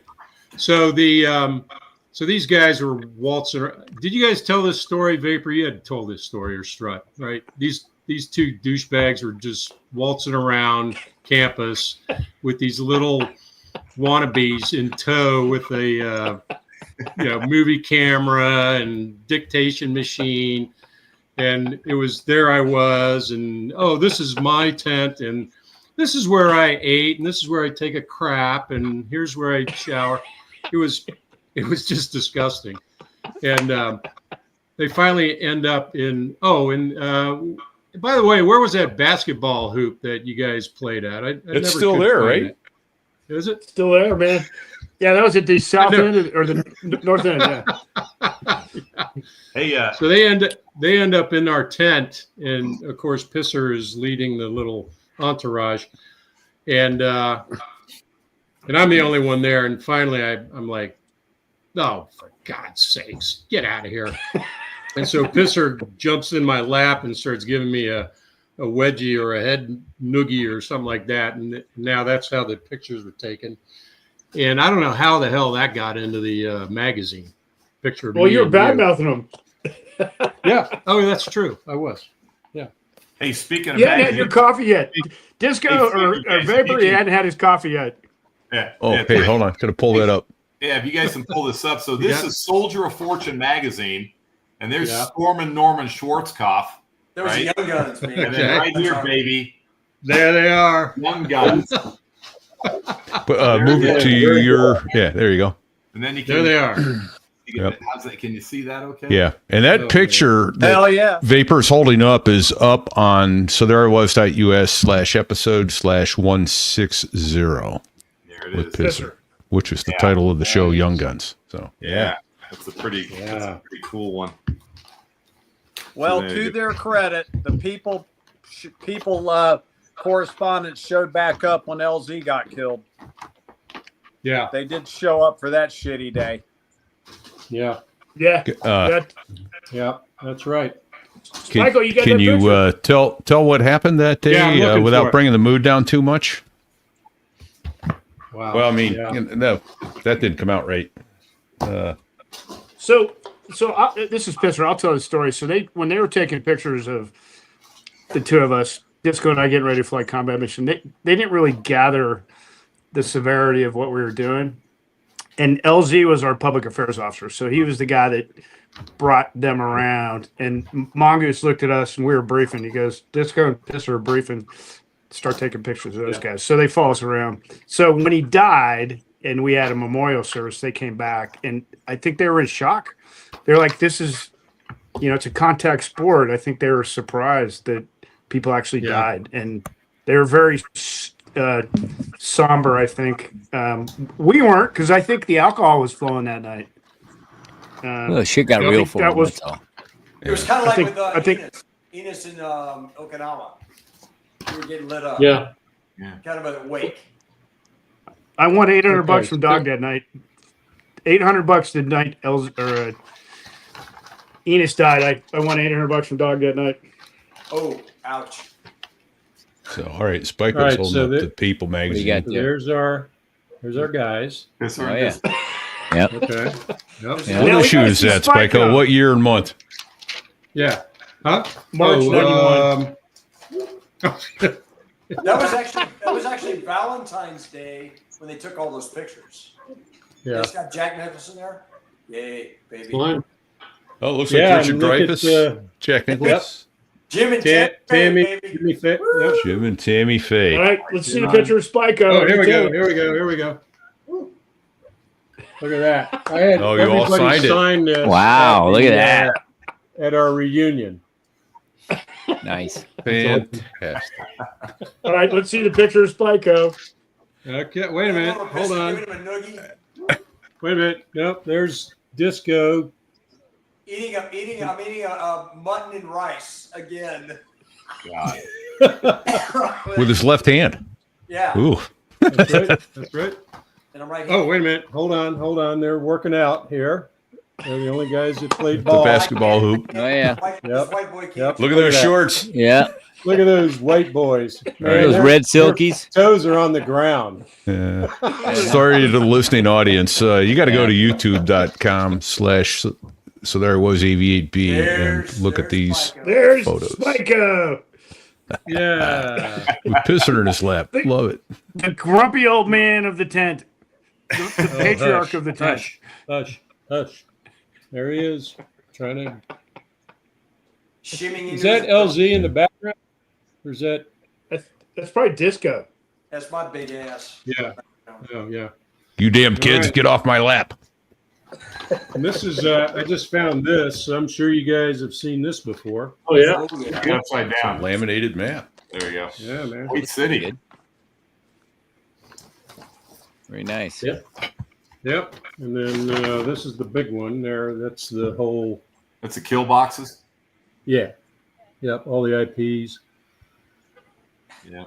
Yep. That was your moving map. Yeah. That You was our moved it movie. around. You can and move that's it where around you in are. your Hey, cockpit I all you remember- wanted. Hey, Spyco, I don't know if Yeah. you remember Spyco, one time you came back from a mission and I was talking to you, I was going, you were just telling me about it. You said, yeah, so anyway, we rolled it on the target and I could see these guys, these Rockies down there on the guns. And he goes, they were doing this.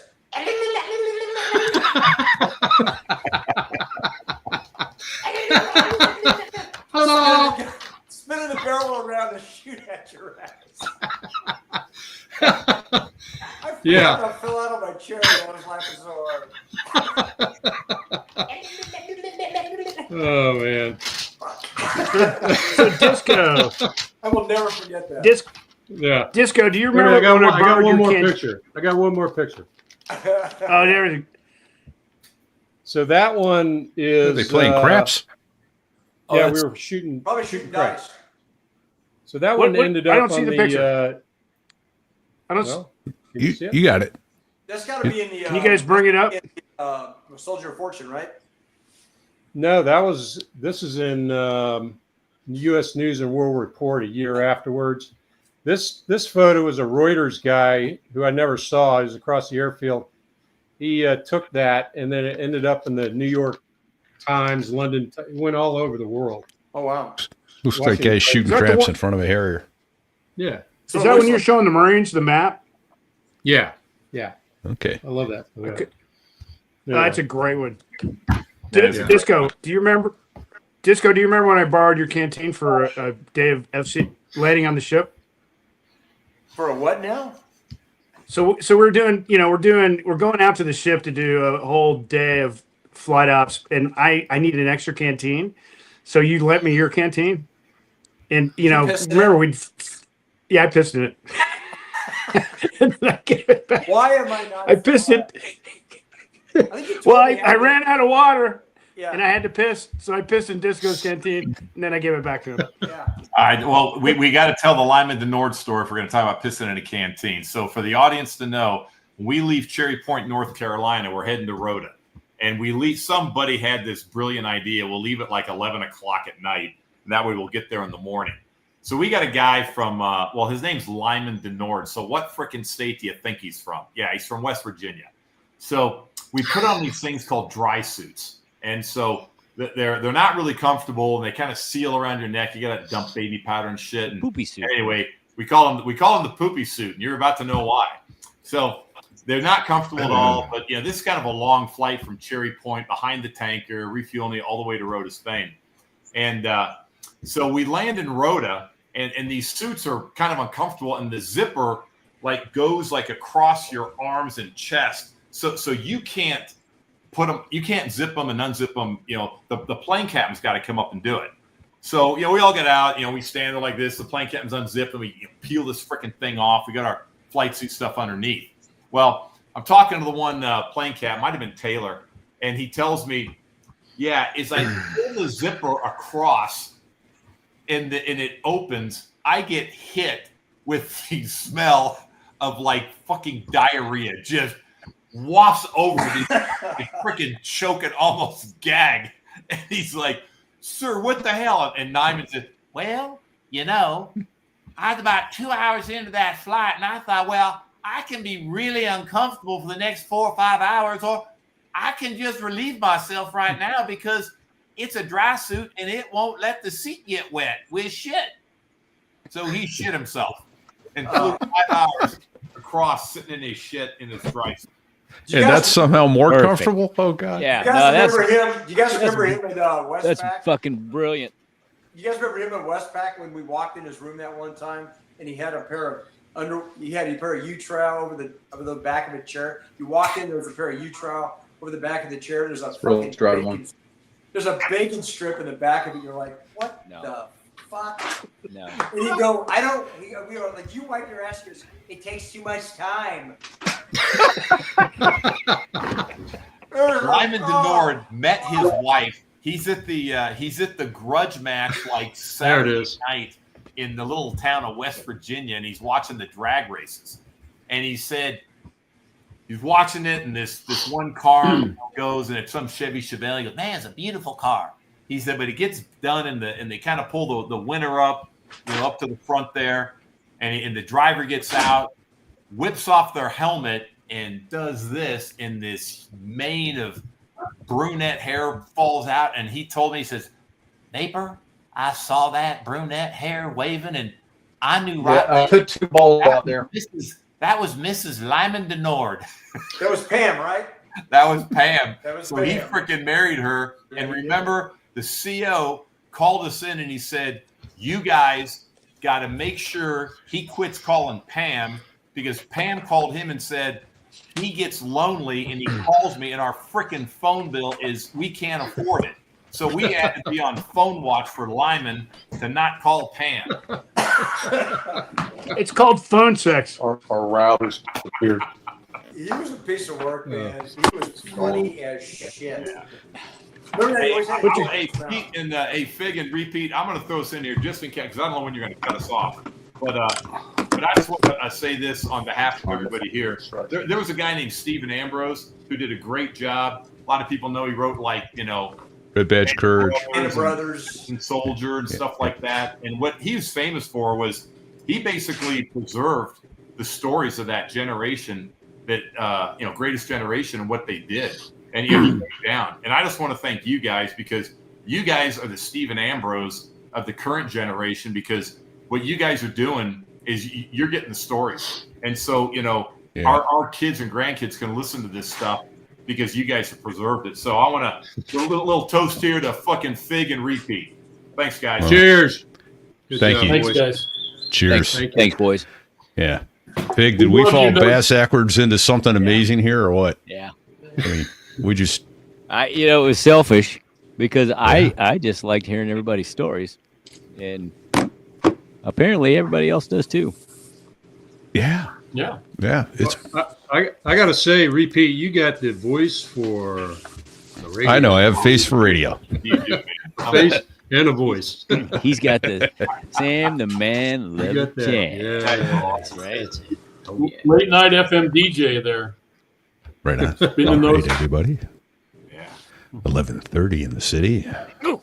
78 degrees tonight. And Fig just dropped a stogie in his lap. Son of a bad word. Oh, right, that's going to hurt. That's going to leave a mark. Fucking pizza, Wolfman Jack. Right on. All right, everybody. Yeah. Yeah, Wolfman Jack. Oh, man. Well, this is fantastic. We're coming up we're about 145 or so. We go a little more. I think we probably break this one up into 2 shows as well.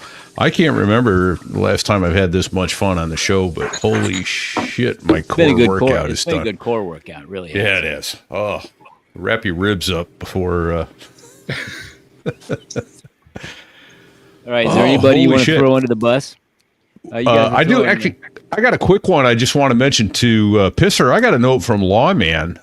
You told the story about checking in on the flight, or now I'm confused. He was either checking in or checking out on the flight when he and Woody were rolling in on the flight that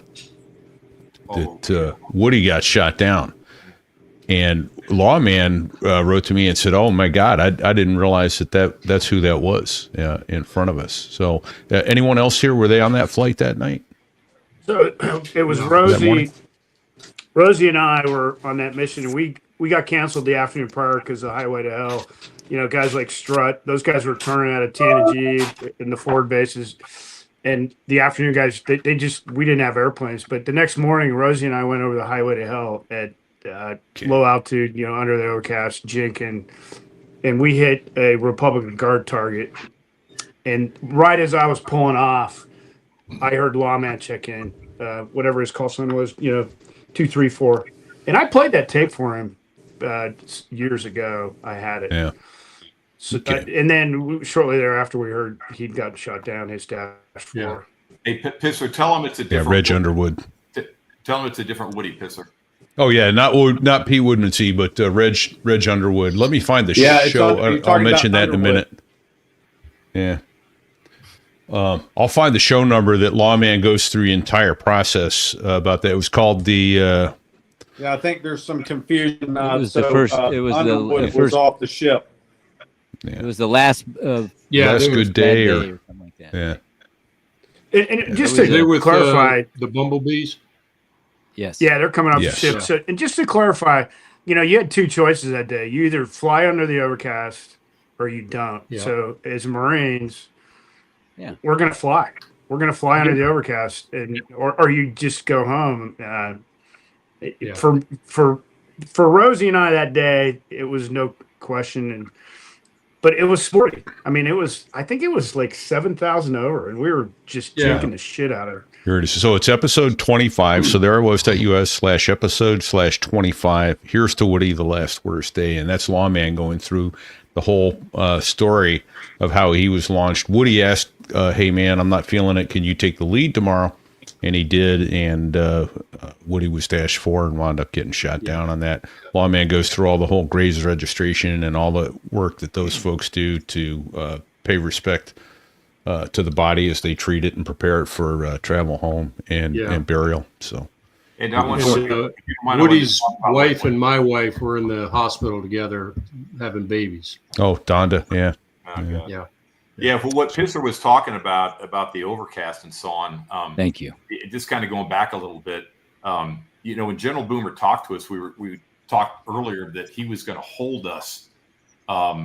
To be the artillery, and the Harriers were not scheduled for day one because he did not want to attrite his long-range artillery. He says, I need to keep you guys because I'm going to need you when we go through the breach. That's when I'm going to need your deep strike counter battery stuff. But what happened on day one is Strut was talking, Lieutenant Colonel Barry, who is the commander of 1st Shrig, which is Surveillance, Reconnaissance, Intelligence Group.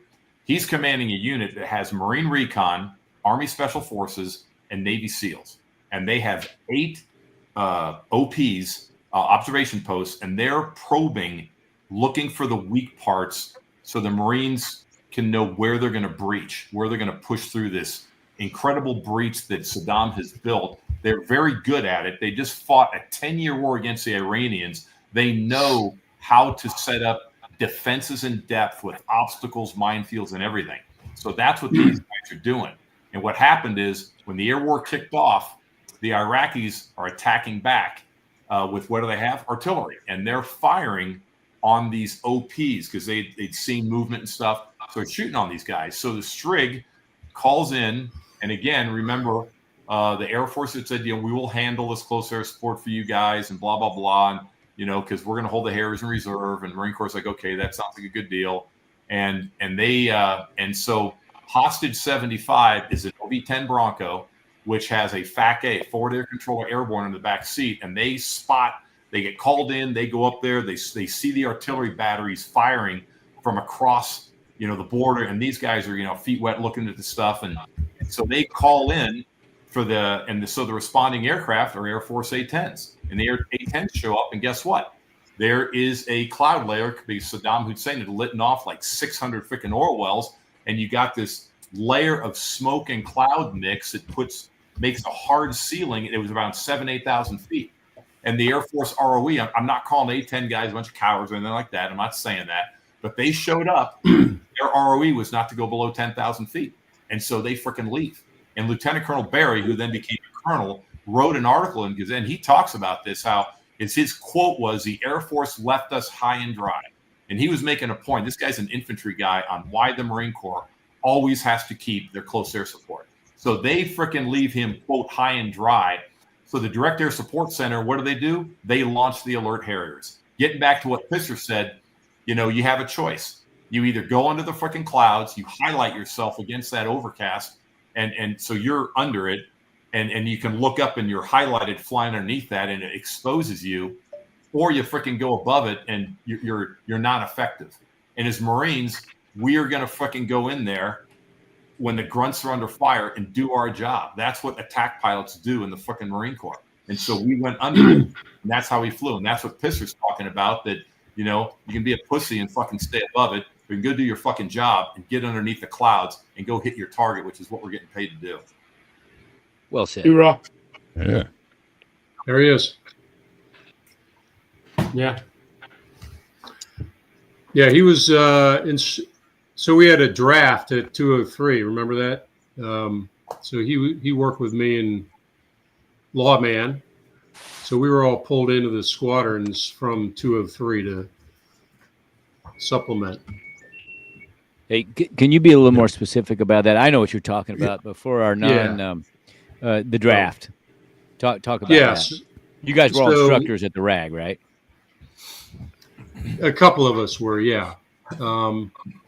So there was a number of us that were over at the RAG, and the squadron COs got together with the group commander to get pilots from the RAG into their squadrons to plus us up, so we're at full TO. Yeah. Table of organization. So Which a never number happened. of us. Yeah. Only in wartime, right? So they got together, and myself and Dave Ellis, chief, was an alternate, and I forget who else came. Oh, Clance came over, didn't he? Yeah. Yeah, Clint's. Yeah. Yeah. From 223. Staff Sergeant Clayton. Yeah. The gorilla. The gorilla. Magilla. The gorilla. Harry back. Harry back and Oh all. my gosh. Yep. So Reg was one of them, and Lawman, I know Lawman was. Yep. And they went to 331, and they got plopped on the ship. And I don't know who else went. Who went to 231, and then 223 sent a debt to Rota, Spain. That's all they did. And didn't Lovey come over? Lovey came over. Yeah. Yeah. Yeah. Pisser, what's that? Pisser, what's that? What's that LST code? You know, Lovey's like, I'm like 1688. Lovey's like, I don't understand any of this fucking laser shit. Oh God, that's hilarious. What Spike was referring to, 223 was on combat replacement in Rota. They flew there and had planes on standby. Their pilots weren't going to fly, but they wanted to get Harriers closer. Like I said, you're getting back to these casualties. So they had a debt there, and if we were going to be losing aircraft in theater, the planes were halfway there, and they were going to fly them from Rota in, and so that's why 223 was in Rota. Hey, Vapor, didn't you escort Trey's body back home? Now, I escorted Earl's body back home from Westpac. Okay, I knew you did one of them. I remember that. Yeah. Yeah, I remember let's tell the audience about what happened in Huntsville, Alabama. So Huntsville, Alabama is probably, this audience knows, is a lot of aerospace industry there. And so they were going to build a memorial to, like, it just kind of came up. They kind of had this little walk of fame that's up in Huntsville. And they were going to build a memorial to, like, you know, kind of in honor of all the aviators that have, you know, given their lives to the country. Well, Trey Wilborn, who we've been talking about here, he's from Huntsville. He went to Auburn. He went to the University of Auburn. He's a War Eagle, and he's from Huntsville. So his brother-in-law, oh, that's awesome. Great pictures. So his brother-in-law and his family find out about this, and they said, hey, you know, you've got a local boy here that died in Desert Storm. Here you guys go. I think I got this. Hang on, let me see if I can get this picture. It's actually that. Yeah. It's actually that. It's the article. If I can get this thing here. Yeah. Hang on. That's the picture. If I can get it right. So what happens is when they build this memorial, Yeah, there it is. Yeah. And they say, hey, there's the photo that they took, and Disco got to those guys. And so they made a statue, and we all flew out there for that dedication. We got some nice pictures of all the 542 guys all flew out there for that dedication. And then remember, Pisser, you and I, we jumped on the floats for the parade. Remember that they had a parade? What one that they donated? It was during a Veterans Day, Memorial Day, or something like that, and we rode in the parade. Yeah, it was like 3 miles or 5 miles in the most patriotic city I've ever seen. I mean, old ladies in wheelchairs getting up and saluting, and really impressive, Huntsville, Alabama. Yeah. Yeah, my son graduated from Auburn, and I told him that story. I said, "Man, you got one of my old squadron mates went to Auburn, and there's a statue of him up in Huntsville, Alabama." So, here's the tray. Boom, Semper Fi. Yeah, no kidding, man. Great guy, man. That was I remember. Yeah. So, I had a short and undistinguished political career. I was the mayor of Ponce Inlet, Florida, and they set up a veterans memorial there. And they had, you could buy bricks, and I put 2 bricks in it for Trey and Underwood. And I had to give a speech when they opened that memorial, and I had to inform the public that, it's a real deal when you got people out doing this stuff. And I had to explain that, that these 2 guys, to this general audience, I said these 2 guys went out in fireballs alone, and Underwood had a 5-month-old daughter he had never met, and Trey had a fiance and a wedding that never happened. So I told him. Yeah. Good for you, Strut. Thanks for doing that, man. That's awesome. So you're a mayor, huh? Oh, I was. It was a short and undistinguished political career. Mayor Rutledge. Your Honor. One half the gavel, I can just tell you that. Spiko, what do you know about flying poop fish? Oh, I wasn't involved in that. That was you and somebody else. Okay. We'll leave that one alone. That was our deploy or our debt to Somalia. Yeah. Where Pisser was trying to break the ceiling record in the Harrier, which you probably did, didn't you? 55,000 feet, baby. We took all the struts off the aircraft and just had a gun pack. I got the 49 once, and I thought I was doing it. Holy shit!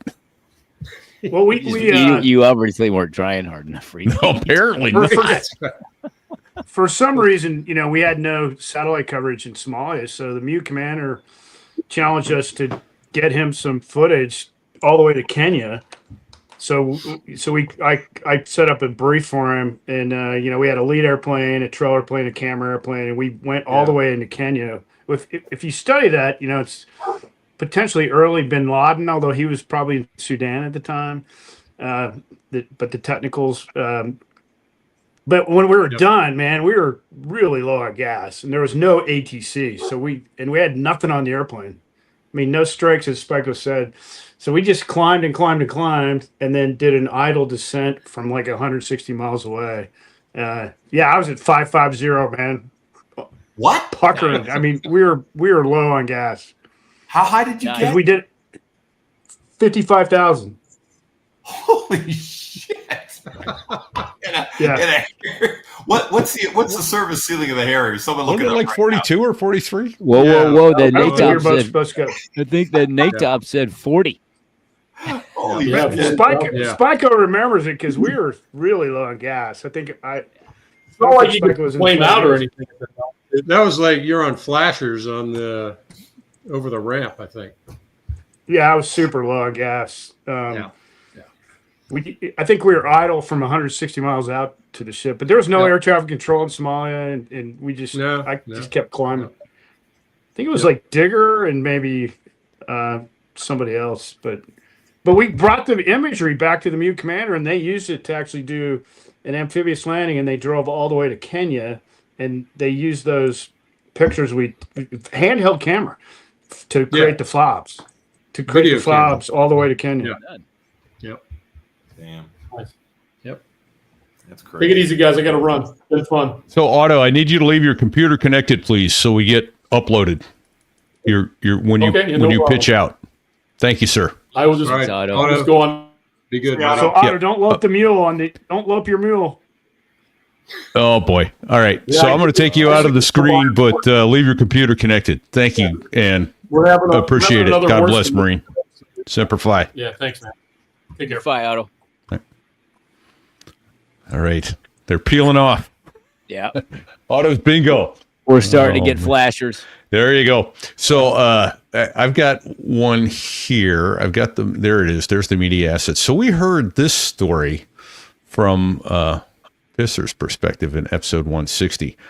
And it's a picture that he took of Disco. Disco.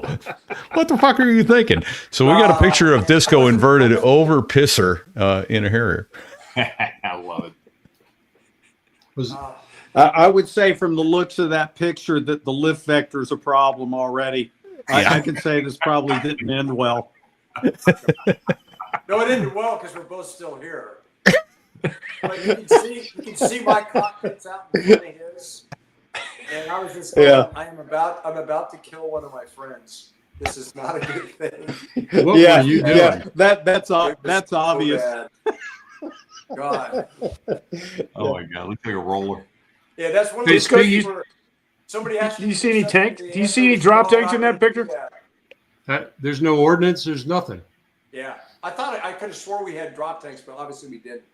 But yeah, I remember that day. Holy shit! Where was that? That was between Japan and Korea. Wow. And Mike had just bought. I think Mike had just bought a new camera, or he had a camera. He wanted to take a picture. He goes, "Hey, Disco, fly over the top of me and go inverted. I want to take a picture of you." I'm like, okay. And we're already just pretty slow, and it's just physics, man. You pull the nose up, potential energy goes away. Just basic physics. I roll inverted, and a Harrier does not fly inverted anyway worth of shit. And that thing's coming down like nobody's business. And I got the stick, and I'm going front to back, side to side, and I'm getting nothing. Oh. And I'm seeing, and I it's a great picture because my mouth's wide open, and I'm screaming, and Pisser's looking at. I can see his camera looking at me. He's taking this picture. And I'm going to kill him. We're going to die. There's going to be two jets in the bottom of the ocean here. I'm going to survive because I'm out in front of him. So I'll be able to punch out, but he'll be dead instantly. And I'm not kidding you, man. It was the last second. I mean, I swear to God, God just went, push the rudder pedal. And I literally rolled around it. I literally rudder rolled around it. And somehow, how I don't know. It was a God thing. It had to be. Well, he knocked me off autopilot. Otto's not. Spyco, he knocked. Otto's not here to defend himself, but he did that shit in Desert Storm with me. Otto did the same thing, and I'm like, he's like, hey, I'm going to do a canopy roll, and I go, what? What's that? And suddenly I'm looking at that same damn picture, and I had to get out of the way. I'm like, but let's not do this shit. Yeah, we should all be dead. Like Let's all go home. every one of us. Well, so I did not know because I was looking through a camera, Yeah, and exactly. he knocked me off. He knocks me off autopilot, and I thought, shit, that was a good fly. But I'm looking up, baboosh, autopilot off, and then he rolls into trail, and then he doesn't say anything, and he's really quiet. And then we're heading to Osan, and it's me. I'm going to go into the fucking bracket as fast as I can, of course. He was funny. He's like, Pisser, I'm going to do it straight in. Wasn't until we got on the ground. He's like, oh my God. It was bad. Yeah, he just 2 mile trail straight in. Yeah. Of course, I go into the bracket, as fast as I can. Which was normally what I did too. It's like, hey, how fast can we get away with it? Yeah. No. Well, that was a special one. But I mean, there was I can't remember who the guys were when we went to Norway. A bunch of the guys, because we did that in Norway. We first got to the squadron. The place was a hot mess. We get there. and I land with somebody else. I won't say any names, but they use the braking stop on. We do a section approach.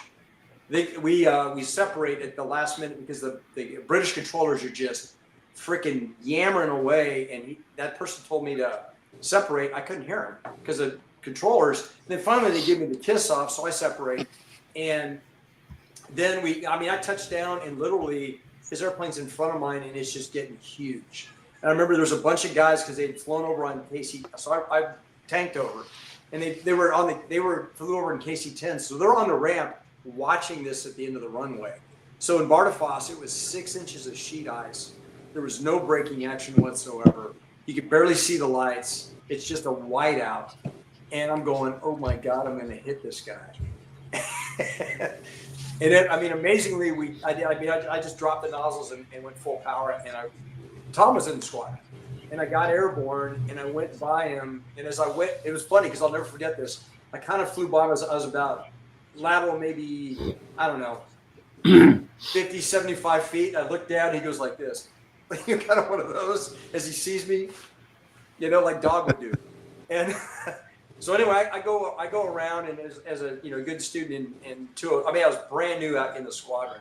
I nozzle out, which was really stupid, but I didn't know anything any different. I nozzle out, so what I'm doing, I'm accelerating, and I come around, I roll back out on runway heading, and I'm going like 230 knots, and I'm right over the end of the runway, and I just went, this is not going to work.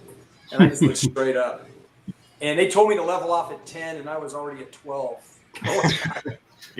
So I rolled it upside down, came back down, calmed down, came back around, did a PAR, and I was just like, oh my God. So yeah, but I remember those guys, they said you should have seen it from our perspective at the KC-10s.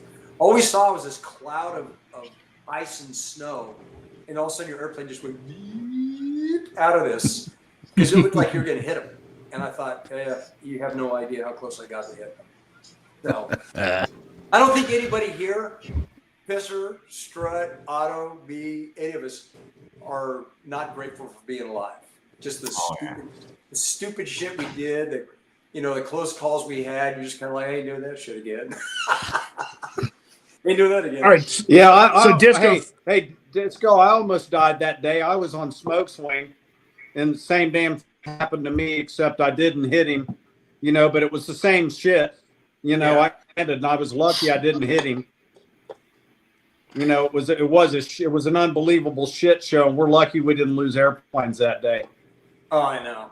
Oh man. But when we first got to 542, what was like, you and I got there, they just lost Skivvies, and then not too long after that, they lost Jamie Richards.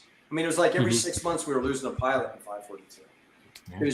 It was a freaking clown show there. It was just a mess. So it was a interesting. Yeah, that's place. true.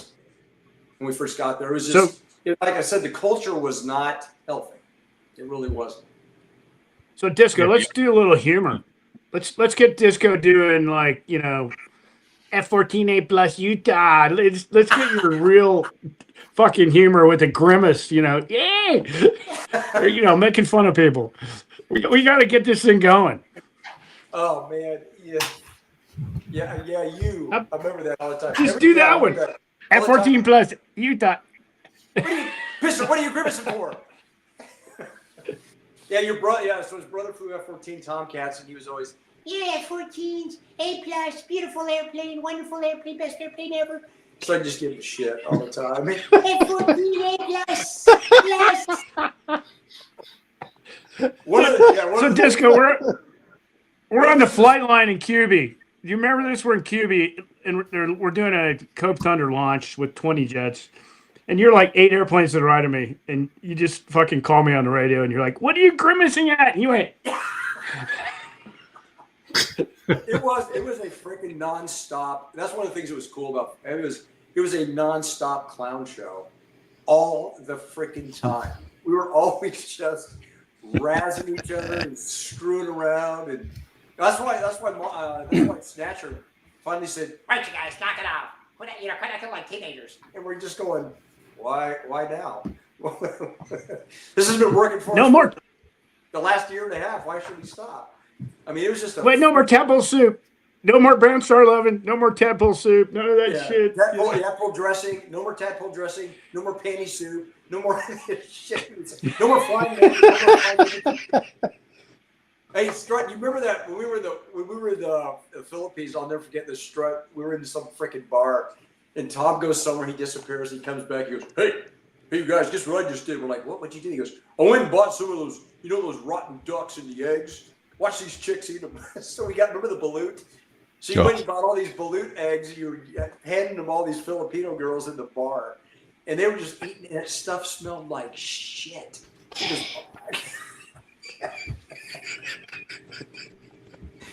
It was a freaking. It was a freaking clown show, non-stop. Did they serve it over kimchi to make it smell better? Oh God! No, it was like a fermented duck they buried underground in a little egg. And Strut went and got. I remember it was a brown paper bag full of these rotten. He goes, "Hey, check this out! I bought all these rotten. I'll be right back. These chicks." And they ate them. And when you crack the egg, it just. I was like, oh. Fuck! Somebody just took it. It's like Lyman threw his underwear over the chair again with a bacon strip in the back. Damn. He was a piece of work, man. Oh dear God. You're like, you need to wipe because it takes too much time. This has gone downhill rapidly. Yes, We are in a fucking nose down high Death speed spiral. dive at the moment. Oh man. Well, it's as good a place as any, I think, to land the airplane. I think first and foremost, I just want to say thank you to all you gentlemen for taking time out of your day and your evening to spend time with us. More importantly, thank you for your service, for stepping up and signing that check to your country when you didn't have to do it. It wasn't required of you, but you stepped up and you did it, and you offered to put your lives on the line. And we lost friends who we have great respect for and love for, and that was a painful part of the service. But clearly the camaraderie and the love that you all have for each other came through tonight, and we're grateful that you were kind enough to spend some time with us and let other people get a peek into what it was all about. So thank you. Thank you for sharing. Yeah. Yeah, I'm glad Vapor left his musk gland at home.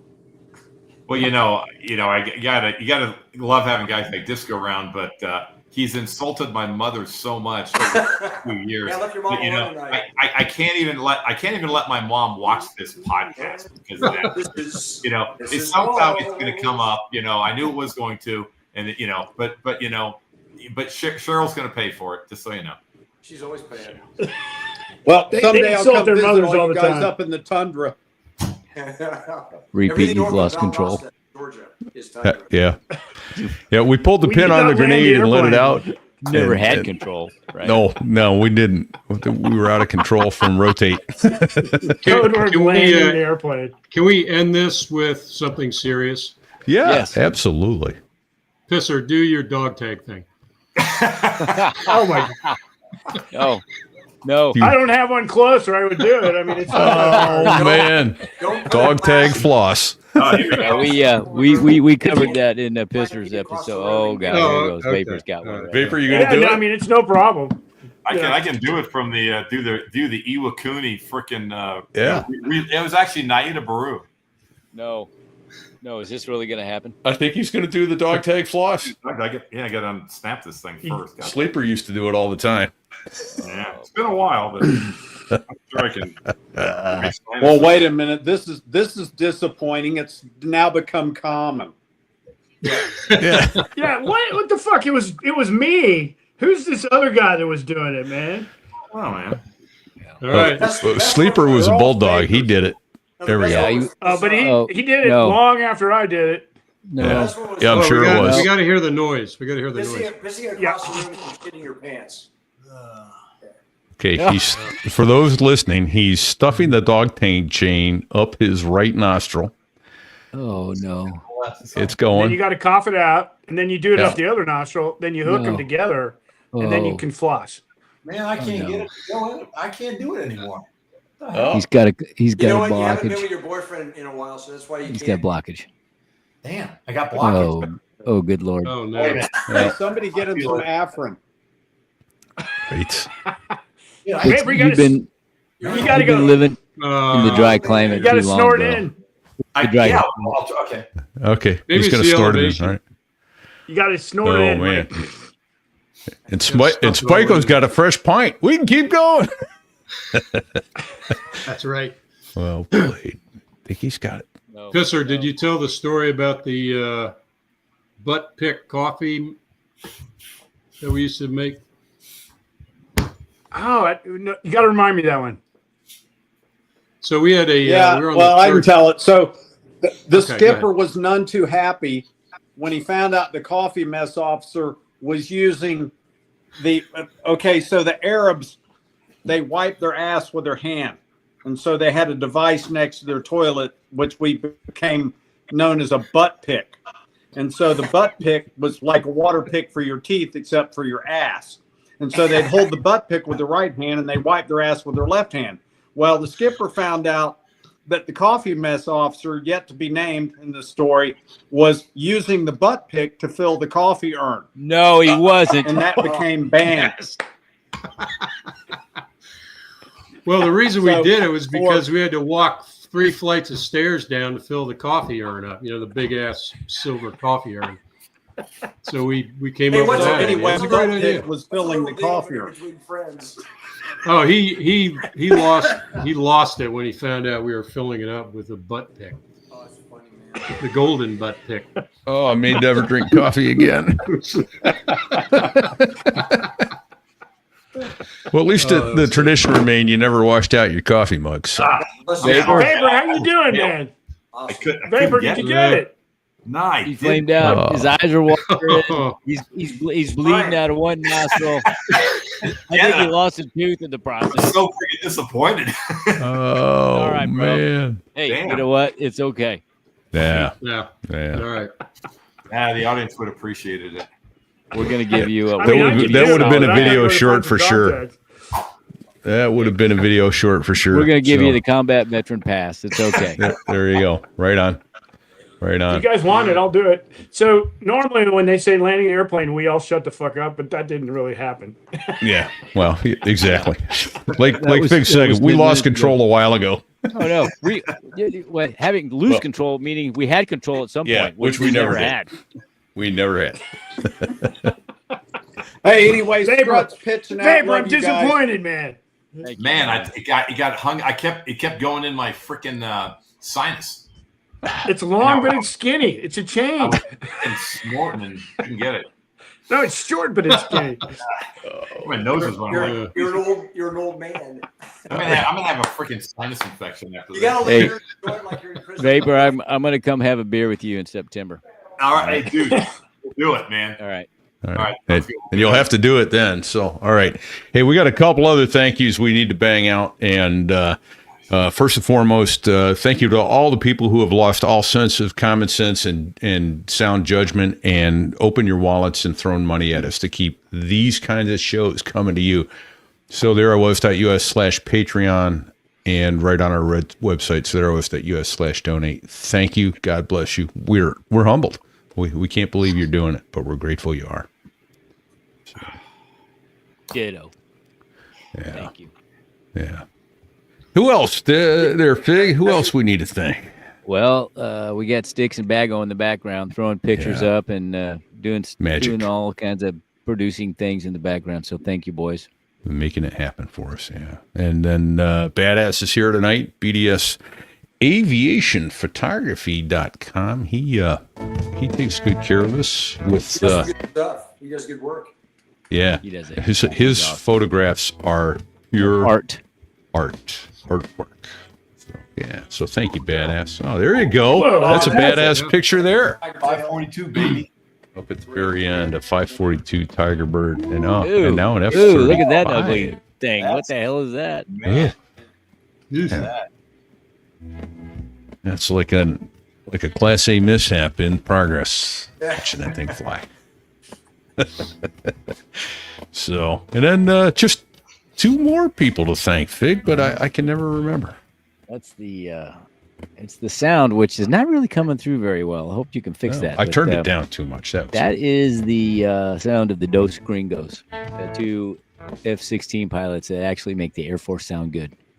They do. These guys are awesome.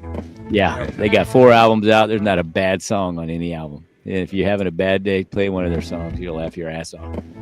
Yeah, indeed. So, until next week, everybody, stay safe. Cheers.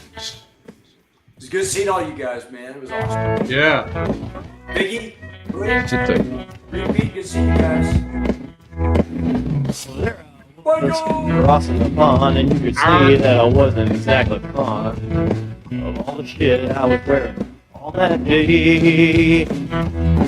Now an F-16 is cramped enough, but it's even worse with all that stuff supposed to save your life. But we knew there was no way. Man, it's over. What do you say, Fig? He said it's over. Can I shut it down yet? Do you need me to stay connected? when the training bomb put fire? We're good. See you. No! Wait, don't shut it down yet, Strut. Hold on. Yeah, we are out. All right. So, everybody, I'm going to end the stream so we can get the upload from everybody. And so take care. Good night. God bless. Thanks for joining us. Yeah, man. Hey, Big, see your Guys. feet.